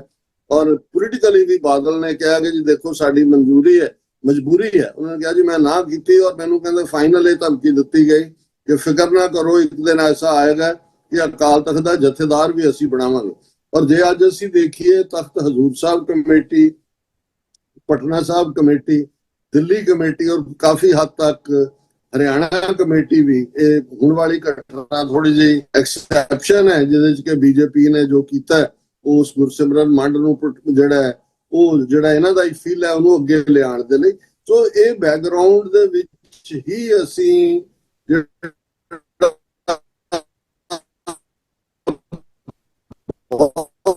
ਤਾਰਾ ਜਿਹੜਾ ਵਿਜੀਲੈਂਟ ਐਂਡ ਸਟ੍ਰਿਕਟ ਪਾਲਿਸੀ ਰੱਖੀ ਹੋਈ ਹੈ। ਡਾਇਸਪੋਰਾ ਸਿੱਖ ਜਿਨ੍ਹਾਂ ਨੂੰ ਉਹਨਾਂ ਨੇ ਜਦੋਂ ਐਨਾਲਾਈਜ਼ ਕੀਤਾ ਵੀ ਸਾਡੇ ਲਈ ਬਹੁਤ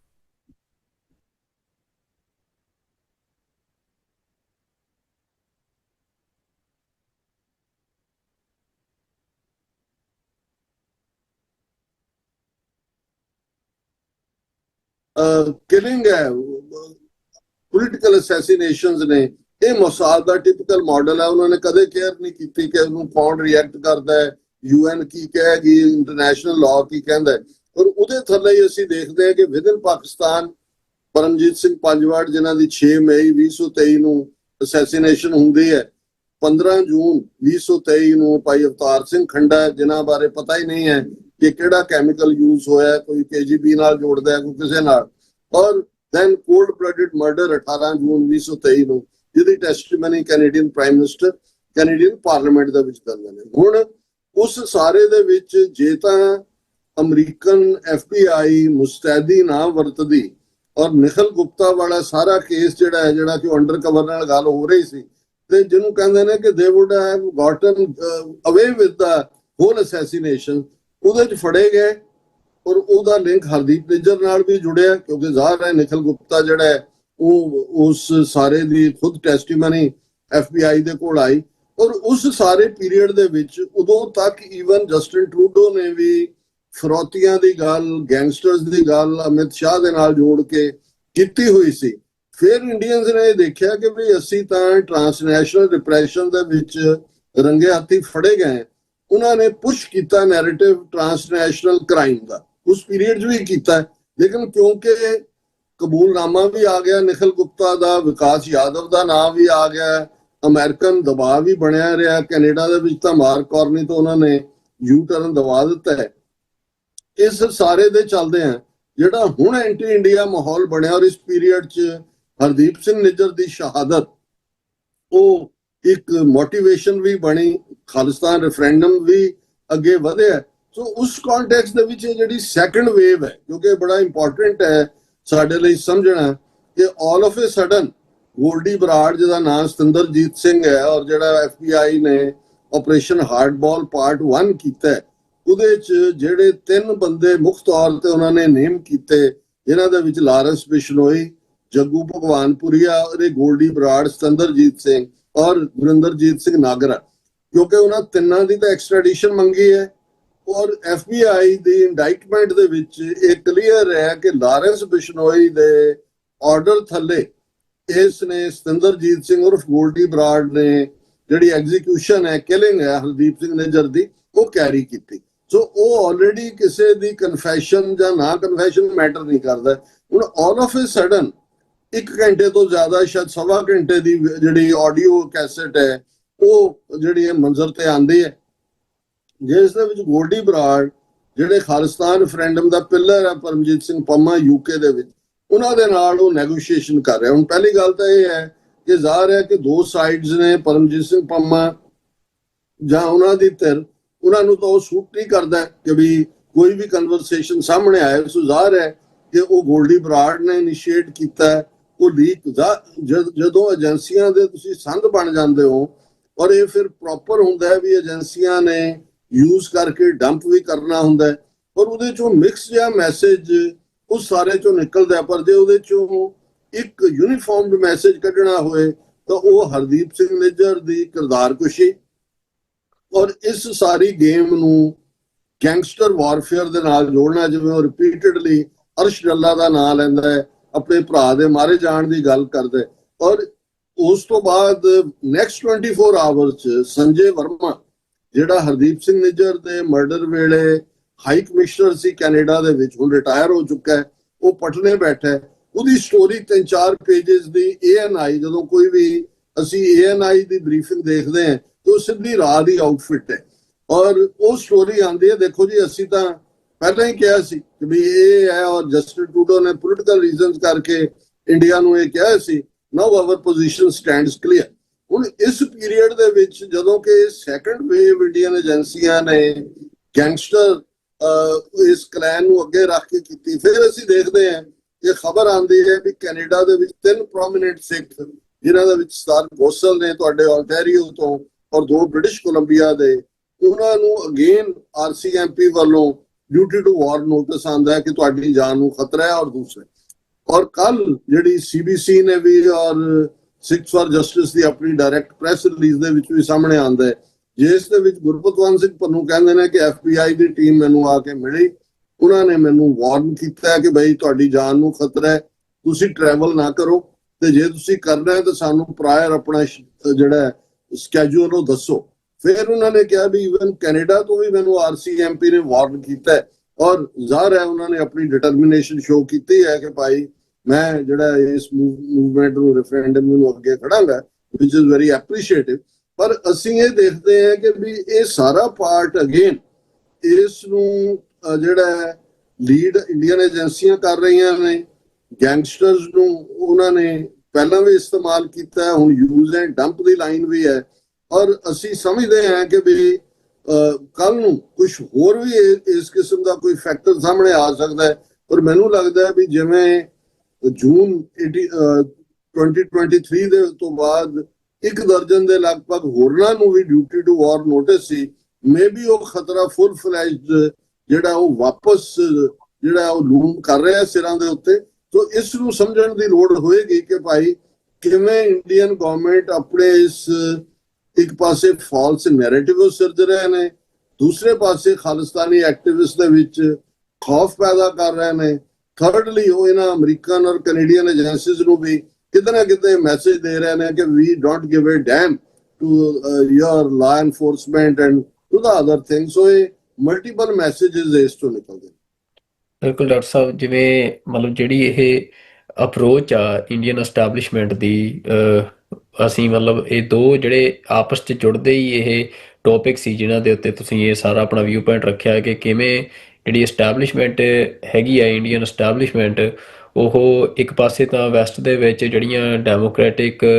ਵੈਲਿਊਜ਼ ਨੇ ਉਹਨਾਂ ਨੂੰ ਵੀ ਅੰਡਰ ਅਟੈਕ ਲੈ ਕੇ ਆ ਰਹੀ ਆ, ਸੋਵਰੈਨਿਟੀ ਨੂੰ ਅੰਡਰ ਅਟੈਕ ਲੈ ਕੇ ਆ ਰਹੀ ਆ, ਤੇ ਇਸ ਦੇ ਬਾਵਜੂਦ ਵੀ ਜਿਹੜੇ ਉਸ ਸਾਰੀ ਐਸਟੈਬਲਿਸ਼ਮੈਂਟ ਦਾ ਜਿਹੜਾ ਅਸੀਂ ਕਹਿ ਸਕਦੇ ਆ ਕਿ ਜਿਹੜੀ ਫੰਡਾਮੈਂਟਲ ਆਰਗੇਨਾਈਜੇਸ਼ਨ ਆ, ਬੇਸਿਕ ਆਰਗੇਨਾਈਜੇਸ਼ਨ ਆ, ਉਹਨੂੰ ਇਸ ਤਰੀਕੇ ਦੀ ਜਿਹੜੀ ਓਪਨ ਆਊਟਰੀਚ ਆ ਉਹ ਅਮਰੀਕਾ ਦੇ ਵਿੱਚ ਮਿਲਣੀ, ਇਹ ਹੋਰ ਵੱਡਾ ਜਿਹੜਾ ਸਵਾਲ ਆ ਇਹ ਖੜਾ ਕਰਦੀ ਆ।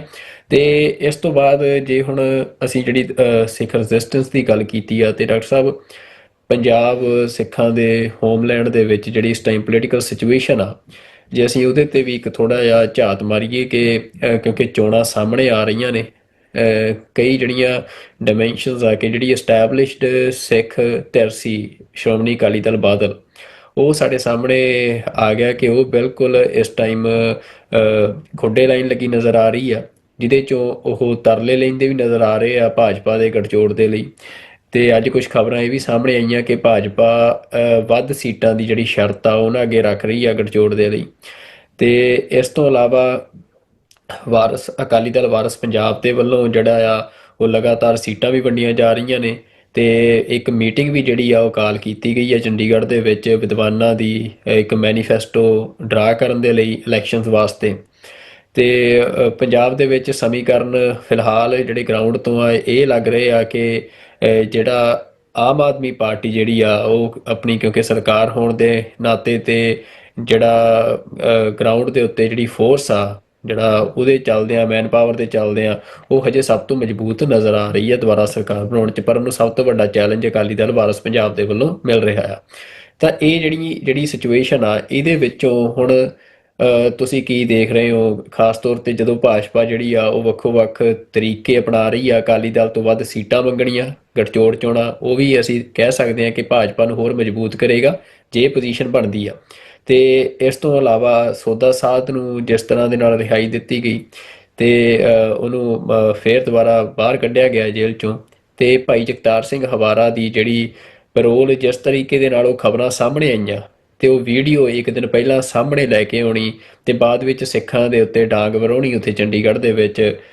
ਪ੍ਰੋਟੈਸਟ ਤੇ ਗਿਆ ਤੇ। ਤਾਂ ਇਹ ਜੋ ਸਾਰਾ ਕੁਝ ਹੋ ਰਿਹਾ, ਤੁਸੀਂ ਇਹਨੂੰ ਕਿਵੇਂ ਸਮਝ ਰਹੇ ਹੋ ਕਿ ਇਹ ਸਾਰੀਆਂ ਜਿਹੜੀਆਂ ਡਿਵੈਲਪਮੈਂਟਸ ਨੇ ਇਹ ਪੰਜਾਬ ਦੇ ਸਿਆਸੀ ਭਵਿੱਖ ਤੇ ਕਿਹੋ ਜਿਹਾ ਅਸਰ ਪਾ ਸਕਦੀਆਂ ਹੈ?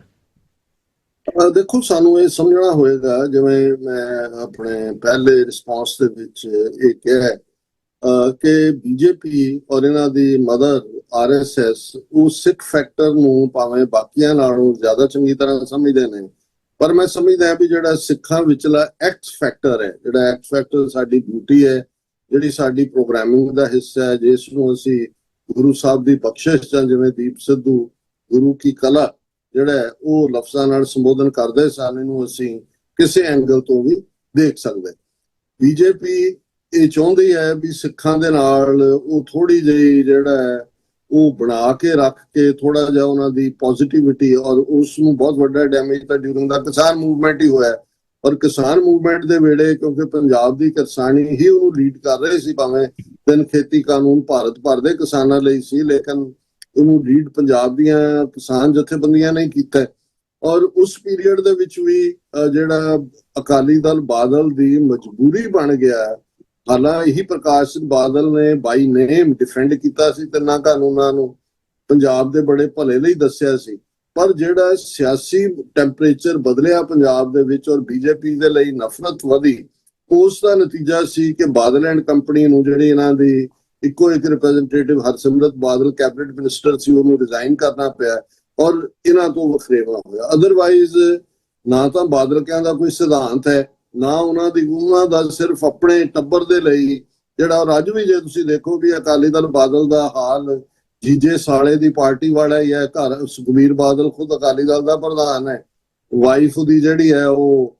MP ਹੈ, ਔਰ ਉਹਦੀ ਸਾਲੇਹਾਰ ਜਿਹੜੀ ਹੈ ਹਰਸਿਮਰਤ ਦੀ ਭਾਬੀ ਗਨੀਮ ਕੌਰ ਉਹ MLA। ਇਹ ਅਕਾਲੀ ਦਲ ਦਾ ਸਾਰਾ ਸਿਆਸੀ ਮੈਪ ਹੈ। ਹੁਣ ਇਸ ਸਾਰੇ ਦੇ ਚਲਦਿਆਂ ਇਹ ਹੋਣਾ ਕਿ ਜੀ ਹੁਣ ਸੁਖਬੀਰ ਬਾਦਲ ਵੀ ਤਲਰੇ ਲੈ ਰਿਹਾ, ਵਿਕਰਮ ਮਜੀਠੀਆ ਵੀ ਕਹਿ ਰਿਹਾ ਜੀ ਸਿੱਖ ਕੌਮ ਦੀ ਮੰਗ ਹੈ ਕਿ ਬਾਦਲ ਤੇ ਬੀਜੇਪੀ ਦਾ ਅਲਾਇੰਸ ਹੋਏ। ਜਿਸ ਕਿਸਮ ਦੀ ਵਿਚਾਰਗੀ ਦੇ ਨਾਲ ਇਹਨਾਂ ਨੇ ਪਬਲਿਕਲੀ ਆਪਣਾ ਜਲੂਸ ਕਢਾਇਆ, ਜ਼ਾਹਰ ਹੈ ਬੀਜੇਪੀ ਤਾਂ ਇਹਨਾਂ ਨੂੰ, ਜਿਵੇਂ ਇੱਕ ਪੀਰੀਅਡ ਸੀ ਕਿ ਅਕਾਲੀ ਦਲ ਡੋਮੀਨੇਟ ਫੋਰਸ ਹੋਣ ਦੇ ਨਾਤੇ 22-23 ਸੀਟਾਂ ਪੰਜਾਬ ਦੀਆਂ 117 ਚੋਂ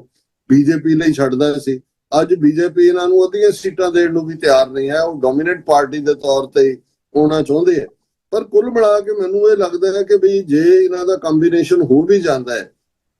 ਅਜੇ ਕਿਉਂਕਿ 6 ਮਹੀਨੇ ਦਾ ਟਾਈਮ ਹੈ, ਪੰਜਾਬ ਦੇ ਵਿੱਚ ਅਖੀਰਲੇ 2-3 ਹਫ਼ਤੇ ਡਿਸਾਈਡਿੰਗ ਫੈਕਟਰ ਹੁੰਦੇ ਨੇ, ਪਰ ਮੈਨੂੰ ਇਹ ਲੱਗਦਾ 0+0 ਵਾਲੀ ਗੱਲ ਹੀ ਹੋਏਗੀ, ਕਿਉਂਕਿ ਬੀਜੇਪੀ ਨੇ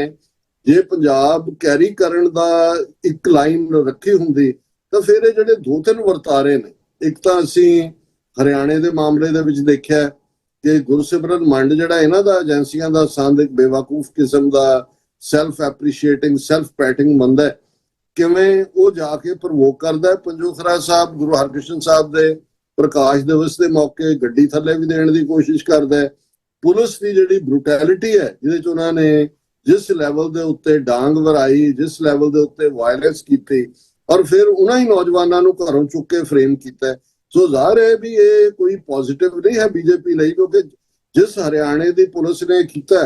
ਉਹ ਹਰਿਆਣੇ ਦਾ ਚੀਫ ਮਿਨਿਸਟਰ ਤਾਂ ਉਹਨਾਂ ਨੇ ਆਪਣਾ ਮੁੱਖ ਸੂਤਰਧਾਰ ਰੱਖਿਆ ਹੋਇਆ ਪੰਜਾਬ ਦੇ ਵਿੱਚ ਚੋਣਾਂ ਜਿੱਤਣ ਦੇ ਲਈ, ਉਹਨੂੰ ਨਸੀਬ ਸੈਣੀ ਕੇ ਕੀ ਹੈ ਉਹਦਾ ਨਾਂ, ਉਹਦੇ ਸਿਰ ਤੇ ਪੱਗ ਬਣਾ ਕੇ ਉਹਨੂੰ ਪੰਜਾਬ 'ਚ ਲਈ ਫਿਰਦੇ ਹੁੰਦੇ ਨੇ। ਸੋ ਮੈਨੂੰ ਇਹ ਲੱਗਦਾ ਵੀ ਇੱਥੇ ਵੀ ਬੀਜੇਪੀ ਫਾਲਟਰ ਹੋਈ ਔਰ ਅਲਟੀਮੇਟਲੀ ਉਹਨਾਂ ਨੇ ਜਿਹੜਾ ਉਹ ਵਿਦਡਰਾ ਕੀਤਾ, ਕੇਸ ਵਿਦਡਰਾ ਕੀਤੇ ਜਾਂ FIR ਮੰਡ ਤੇ ਉਹਦੇ ਮੁੰਡੇ ਦੇ ਖਿਲਾਫ ਕੀਤੀ। ਦੂਸਰਾ ਪਾਰਟ ਅਸੀਂ ਬੰਦੀ ਸਿੰਘਾਂ ਦੀ ਰਿਹਾਈ ਦੇ ਮੁੱਦੇ ਤੇ ਦੇਖਦੇ, ਮੈਨੂੰ ਇਹ ਲੱਗਦਾ ਹੈ ਕਿ ਵੀ ਤੁਸੀਂ ਮੈਂ ਆਮ ਆਦਮੀ ਪਾਰਟੀ ਦਾ ਜ਼ਿਕਰ ਕੀਤਾ, ਆਮ ਆਦਮੀ ਪਾਰਟੀ ਵੀ ਇੱਕ ਖਲਾਅ ਚੋਂ ਪੈਦਾ ਹੋਈ ਪਾਰਟੀ ਸੀ, ਕਿਉਂਕਿ ਲੋਕਾਂ ਦੇ ਅੰਦਰ ਇੱਕ ਨਫ਼ਰਤ ਬਾਦਲ ਦਲ ਲਈ ਵੀ ਕਾਂਗਰਸ ਲਈ ਵੀ, ਜਿਹੜੇ ਮਿਊਜ਼ੀਕਲ ਚੇਅਰਸ ਵਾਂਗ ਇੱਕ ਤੋਂ ਬਾਅਦ ਦੂਜਾ ਪਾਵਰ ਚ ਆਉਂਦੇ ਸੀ, ਉਹਦੇ ਚੋਂ ਹੀ ਉਹ ਅੰਦਰ ਆਈ। ਪਰਫਾਰਮੈਂਸ ਆਮ ਆਦਮੀ ਪਾਰਟੀ ਦੀ ਹਰ ਪੱਖ ਤੋਂ, ਇਕਨੋਮਿਕਲੀ ਹੋਏ, ਲਾਅ ਐਂਡ ਆਰਡਰ ਹੋਏ, ਸਿੱਖ ਇਸ਼ੂਜ਼ ਦਾ ਤਾਂ ਕਹਿਣਾ ਹੀ ਕੀ ਹੈ ਕਿ ਭਾਈ ਉਹਨਾਂ ਨੇ ਕਿਵੇਂ ਉਹਨਾਂ ਨੇ ਕਿਸਾਨ ਮੂਵਮੈਂਟ ਵੇਲੇ ਜਿਵੇਂ ਕੈਪਟਨ ਅਮਰਿੰਦਰ ਨੇ ਕਾਂਗਰਸ ਪਾਰਟੀ ਨੂੰ ਗੁੱਡ ਬੁੱਕਸ ਰਹਿਣ ਦਿੱਤਾ, ਕਿਤੇ ਨਾ ਕਿਤੇ ਸਪੋਰਟ ਵੀ ਕਰ ਦਿੱਤੀ, ਵਿਦਡਰਾ ਵੀ ਕਰ ਲਿਆ, ਪਰ ਜਿਹੜਾ ਆਮ ਆਦਮੀ ਪਾਰਟੀ ਦਾ ਸਿੱਖ ਜਾਂ ਪੰਥਕ ਮੁੱਦਿਆਂ ਤੇ ਰਿਕਾਰਡ ਹੈ ਦਿੱਲੀ ਚ ਹੁੰਦੇ ਆ, ਜਿਵੇਂ ਦਵਿੰਦਰਪਾਲ ਸਿੰਘ ਭੁੱਲਰ ਦੀ ਜ਼ਮਾਨਤ ਔਰ ਦੂਸਰੀ ਰਿਹਾਈ ਜਾਂ ਪੈਰੋਲ, ਉਹ ਫਾਈਲਾਂ ਪਈਆਂ ਰਹੀਆਂ ਮਨੀਸ਼ ਸਿਸੋਦੀਆ ਸਮੇਤ, ਇਹਨਾਂ ਨੇ ਡਿਨਾਈ ਕੀਤਾ। ਪਰ ਇਵੇਂ ਹੀ ਈਵਨ ਬੇਸ਼ੱਕ ਭਗਵੰਤ ਮਾਨ ਜਾਂ ਦੂਸਰਾ ਉਹਨੂੰ ਕੌਮੀ ਦੋਖੀ ਵੀ ਐਲਾਨਿਆ ਗਿਆ ਔਰ ਉਹਨੇ ਕ੍ਰੈਡਿਟ ਲੈਣ ਲਈ ਕਿ ਜੀ ਗੁਰੂ ਗ੍ਰੰਥ ਸਾਹਿਬ ਦੀ ਬੇਅਦਬੀ ਨੂੰ ਰੋਕਣ ਲਈ ਕਾਨੂੰਨ ਇਹ ਉਹ, ਸੋ ਉਹਨਾਂ ਦਾ ਵੀ ਹੱਥ ਸਿੱਖ ਮੁੱਦਿਆਂ ਤੇ ਪੈਂਦਾ ਨਹੀਂ। ਮੈਨੂੰ ਜਿੰਨੀ ਥੋੜੀ ਬਹੁਤ ਇਨਪੁਟ ਮੇਰੇ ਕੋਲ ਵੀ ਹੈ, ਆਮ ਆਦਮੀ ਪਾਰਟੀ ਵੀ ਜਿਵੇਂ 92 ਸੀਟਾਂ ਦੇ ਨਾਲ ਇੱਕ ਵੇਵ ਥੱਲੇ ਉਭਾਰ ਸੀ ਪੰਜਾਬ 'ਚ, ਹਾਲਾਂ ਮੈਂ ਸੋਚਦਾ ਸੀ ਕਿ ਹੋ ਸਕਦਾ ਹੈ ਬੀਜੇਪੀ ਇੰਨੀਆਂ ਸੀਟਾਂ ਲੈ ਜਾਏ ਅਲੋਂਗ ਵਿਦ, ਜੇ ਬਾਦਲਾਂ ਨਾਲ ਵੀ ਆਉਂਦਾ ਕਿ ਹੰਗ ਅਸੈਂਬਲੀ ਹੋਏ ਪੰਜਾਬ ਦੀ। ਪਰ ਮੈਨੂੰ ਉੱਥੇ ਜਿਹੜੇ ਹੋਰ ਕੁਝ ਜਿਹੜੇ ਐਕਟਿਵਿਸਟ ਨੇ ਉਹਨਾਂ ਦਾ ਕਹਿਣਾ ਸੀ ਵੀ ਨਹੀਂ, ਪੰਜਾਬ ਇਹ ਹੰਗ ਵਾਲਾ ਕੰਮ ਨਹੀਂ ਕਰਦਾ, ਇਹ ਪੂਰਾ ਇੱਕ ਵੇਵ ਹੀ ਹੁੰਦੀ ਹੈ, ਜੇ ਹੋਏਗੀ ਤਾਂ ਇੱਕ ਕਿਸੇ ਵੀ ਇੱਕ ਪਾਸੇ ਵੱਲ ਝੁਕਾ ਹੋਏਗਾ। ਤੋ ਉਸ ਹਵਾਲੇ ਨਾਲ ਜਿਵੇਂ ਤੁਸੀਂ ਵਾਰਸ ਪੰਜਾਬ ਦੇ ਗੱਲ ਕੀਤੀ, ਕੱਲ ਇੱਕ ਪ੍ਰੋਮਿਨੈਂਟ ਹਿੰਦੂ ਜਰਨਲਿਸਟ ਇਹ ਭਵਿੱਖਬਾਣੀ ਕਰ ਰਿਹਾ ਸੀ ਕਿ ਅੱਜ ਦੀ ਡੇਟ ਦੇ ਵਿੱਚ ਜੋ ਉਭਾਰ ਹੈ ਜਾਂ ਜਿਵੇਂ ਓਪਰਚੁਨਿਸਟ ਕਿਸਮ ਦੇ ਲੋਕ ਵਾਰਸ ਪੰਜਾਬ ਵੱਲ ਜਾ ਰਹੇ ਨੇ, ਜਿਵੇਂ ਚੂਹਿਆਂ ਨੂੰ ਇਸ ਗੱਲ ਦਾ ਅਹਿਸਾਸ ਹੁੰਦਾ ਵੀ ਸ਼ਿਪ ਕਦੋਂ ਡੁੱਬਣਾ ਤੇ ਉਹ ਪਹਿਲਾਂ ਭੱਜਦੇ ਨੇ, ਇਸੇ ਤਰ੍ਹਾਂ ਜਿਹੜੇ ਮੌਕਾ ਪ੍ਰਸਤ ਹੁੰਦੇ ਨੇ ਜਦੋਂ ਇੱਕ ਨੂੰ ਛੱਡ ਕੇ ਦੂਸਰੇ ਜਹਾਜ਼ ਤੇ ਚੜ ਰਹੇ ਹੋਣ, ਇਹਦਾ ਮਤਲਬ ਹੁੰਦਾ ਵੀ ਉਹਨਾਂ ਦਾ ਨੱਕ ਤਿੱਖਾ, ਉਹਨਾਂ ਨੂੰ ਇਹ ਸਮੈਲ ਆ ਰਹੀ ਹੈ ਵੀ ਪਾਵਰ ਇੱਥੇ ਹੈ। ਔਰ ਉਹਦਾ ਇਹ ਕਹਿਣਾ ਸੀ ਕਿ ਅੱਜ ਦੀ ਡੇਟ ਦੇ ਵਿੱਚ ਜਿਹੜਾ ਉਭਾਰ ਨਜ਼ਰ ਆਉਂਦਾ ਹੈ, ਜਿਹੜੇ ਉਹਨਾਂ ਦੇ ਇਕੱਠ ਨੇ ਜਾਂ ਜਿਹੜਾ ਓਵਰਆਲ ਹੈ ਕਿ 25 ਤੋਂ 30 ਸੀਟਾਂ ਉਹ ਲਿਜਾਣ ਦੀ ਸਮਰੱਥਾ ਰੱਖਦੇ ਨੇ। ਇਹ ਗੱਲ ਕਿੰਨੀ ਠੀਕ ਹੈ ਨਹੀਂ ਹੈ, ਵੱਖਰੀ ਕਹਾਣੀ ਹੈ, ਪਰ ਮੈਨੂੰ ਇਹ ਲੱਗਦਾ ਹੈ ਕਿ ਵੀ ਇਸ ਸਾਰੇ ਪੀਰੀਅਡ ਦੇ ਵਿੱਚ ਇੱਕ ਖਾਲਿਸਤਾਨੀ ਐਕਟਿਵਿਸਟ ਹੋਣ ਦੇ ਨਾਤੇ ਮੈਂ ਤਾਂ ਹਮੇਸ਼ਾ, ਸਾਡੀ ਲਾਈਨ ਤਾਂ ਬਿਲਕੁਲ ਕਲੀਅਰ ਹੈ ਕਿ ਭਾਈ ਇਹ ਸਾਰੇ ਸੈਟਅਪ ਚੋਂ ਕੌਮ ਲਈ ਕੁਛ ਨਹੀਂ ਨਿਕਲਣਾ, ਇੱਕ ਭੰਬਲ ਭੁਸੇ ਤੋਂ ਨਿਕਲ ਕੇ ਅਸੀਂ ਦੂਸਰੇ 'ਚ ਫਸ ਜਾਂਦੇ ਹਾਂ, ਫਿਰ ਨਿਰਾਸ਼ ਹੁੰਦੇ ਹਾਂ। ਲੇਕਿਨ ਮੈਂ ਅਗੇਨ ਦੀਪ ਸਿੱਧੂ ਦੇ ਇਹ ਲਫ਼ਜ਼ ਵੀ ਦੁਹਰਾਉਣਾ ਚਾਹੁੰਦਾ ਵੀ ਕੋਈ ਪਲੇਟਫਾਰਮ ਖਾਲੀ ਨਹੀਂ ਛੱਡਣਾ ਚਾਹੀਦਾ। ਔਰ ਇਸ ਵੇਲੇ ਇੱਕ ਜਿਹੜੀ ਗੱਲ ਸਾਰੀਆਂ ਹੀ ਧਿਰਾਂ 'ਚ ਪੰਥਕ 'ਚ ਭਾਵੇਂ ਇੱਕ ਦੂਸਰੇ ਦੇ ਸਿਰ 'ਚੋਂ ਸੁਆਹ ਵੀ ਪਾ ਰਹੇ ਹੋਣ, ਉਹ ਇਹ ਮੰਨਦੇ ਨੇ ਕਿ ਬੀਜੇਪੀ ਦੇ ਪੰਜਾਬ 'ਚ ਪੈਰ ਨਹੀਂ ਲੱਗਣ ਦੇਣੇ ਚਾਹੀਦੇ। ਸੋ ਜੇ ਇਹ ਜਿਹੜਾ ਸੈਂਟੀਮੈਂਟ ਹੈ ਇਹ ਇਲੈਕਸ਼ਨ ਤੱਕ ਪ੍ਰਵੇਲ ਕਰਦਾ ਹੈ ਤੇ ਮੌਕੇ ਦੇ ਉੱਤੇ ਜਿਹੜਾ ਮੈਨੂੰ ਇਹ ਲੱਗਦਾ ਕਿ ਇੱਕ ਵੇਵ ਬਣੇਗੀ। ਔਰ ਇਹ ਬਾਦਲ ਦਲ ਤਾਂ ਹੁਣ 2 ਦਿਨ ਪਹਿਲਾਂ ਜਿਹੜਾ ਉਹਦਾ ਅਦਰਵਾਈਜ਼ ਵੀ ਬਿਆਨ ਔਰ ਜੋ ਕੁਛ ਉਹਦਾ ਹੈ, ਔਰ ਜਿਹੜਾ ਪੰਜਾਬ ਦਾ ਇੱਕ ਸੈਂਟੀਮੈਂਟ ਅਸੀਂ ਦੇਖ ਸਕਦੇ ਹਾਂ ਜਗਤਾਰ ਸਿੰਘ ਹਵਾਰੇ ਦੇ ਹਵਾਲੇ ਨਾਲ, ਹਾਲਾਂ ਬੰਦੀ ਸਿੰਘਾਂ ਦੀ ਰਿਹਾਈ ਦਾ ਮੋਰਚੇ ਨੂੰ 3 ਸਾਲ ਤੋਂ ਜ਼ਿਆਦਾ ਦਾ ਪੀਰੀਅਡ ਹੋ ਗਿਆ, ਉਹ ਇੱਕ ਕੋਈ ਅਟਰੈਕਸ਼ਨ ਕੈਰੀ ਨਹੀਂ ਸੀ ਕਰ ਰਿਹਾ। ਪਰ 15 ਅਗਸਤ ਦੇ ਮੌਕੇ ਦੇ ਉੱਤੇ ਜਿਹੜਾ ਉਹਨਾਂ ਦੇ ਉੱਤੇ ਜਿਹੜਾ ਉਹ ਲਾਠੀ ਚਾਰਜ ਜਾਂ ਵਾਟਰ ਕੈਨਨ ਔਰ ਟੀਅਰ ਗੈਸ ਖਾਸ ਤੌਰ ਤੇ ਥਰੂ ਡਰੋਨਸ, ਹੁਣ ਤੁਸੀਂ ਇਹ ਦੇਖੋ ਵੀ ਇਹਨਾਂ ਨੇ ਪੰਜਾਬ ਦੇ ਵਿੱਚ, ਅਸੀਂ ਤਾਂ ਡਰੋਨਸ ਐਨਮੀ ਦੇ ਨਾਲ ਯੂਜ਼ ਕਰਨ ਦੀ ਗੱਲ ਦੇਖਦੇ ਆਪਣੇ ਸ਼ਹਿਰੀਆਂ ਦੇ ਉੱਤੇ, ਪਰ ਸਿੱਖਾਂ ਦੇ ਮਾਮਲੇ ਇਹਨਾਂ ਨੇ ਡਰੋਨ ਦਿੱਲੀ ਵੀ ਜੰਤਰ ਮੰਤਰ ਤੇ ਯੂਜ਼ ਨਹੀਂ ਕੀਤੇ, ਬਾਕੀ ਵੀ ਕਈ ਥਾਂ ਤੇ ਪ੍ਰੋਟੈਸਟ ਪਟਨਾ ਸਮੇਤ ਕਈ ਥਾਂ ਤੇ ਹੋਏ ਨੇ। ਲੇਕਿਨ ਇਹ ਕਿਤੇ ਨਾ ਕਿਤੇ ਜਦੋਂ ਇਸ ਕਿਸਮ ਦਾ ਕੰਮ ਕਰਦੇ ਨੇ, ਦਿੱਲੀ ਦਾ ਯੂਨੀਅਨ ਟੈਰੀਟਰੀ ਹੈ, ਉਹਨਾਂ ਦੇ ਗਵਰਨਰ ਦੇ ਥੱਲੇ ਹੈ, ਉਹ ਕਟਾਰੀਆ ਬੀਜੇਪੀ ਦਾ ਬਣਾਇਆ ਹੋਇਆ, ਸੋ ਉਹਦੇ ਜਵਾਬ ਦੇ ਵਿੱਚ ਹੀ ਜਿਹੜਾ ਪੰਜਾਬ ਬੰਦ ਦਾ ਸੱਦਾ ਸੀ 21 ਅਗਸਤ ਦਾ ਕੌਮੀ ਇਨਸਾਫ ਮੋਰਚੇ ਵੱਲੋਂ, ਜਿਹਦੇ 'ਚ ਵਲੰਟੈਰਲੀ ਈਵਨ ਕੁਝ ਹਿੰਦੂ ਜਿਹੜੀਆਂ ਗਰੁੱਪ ਨੇ ਉਹਨਾਂ ਨੇ ਵੀ ਜੁਆਇਨ ਕੀਤਾ। ਇਹ ਪੰਜਾਬ ਦਾ ਕਰੰਟ ਦੱਸ ਰਿਹਾ ਕਿ ਇਸ ਪੀਰੀਅਡ 'ਚ ਇਹ ਸਾਰਾ ਜਿਹੜਾ ਹੈ ਇਹ ਅਪ ਐਂਡ ਡਾਊਨ ਭਾਵੇਂ ਚੱਲ ਰਿਹਾ, ਲੇਕਿਨ ਜਿਹੜਾ ਸੈਂਟੀਮੈਂਟ ਹੈ ਉਹ ਸਿੱਖੀ ਵੱਲ ਝੁਕਾਅ ਵਾਲਾ ਹੈਗਾ। ਬਾਕੀ ਮੌਕੇ ਤੇ ਜਾ ਕੇ ਪਤਾ ਲੱਗੇਗਾ। ਔਰ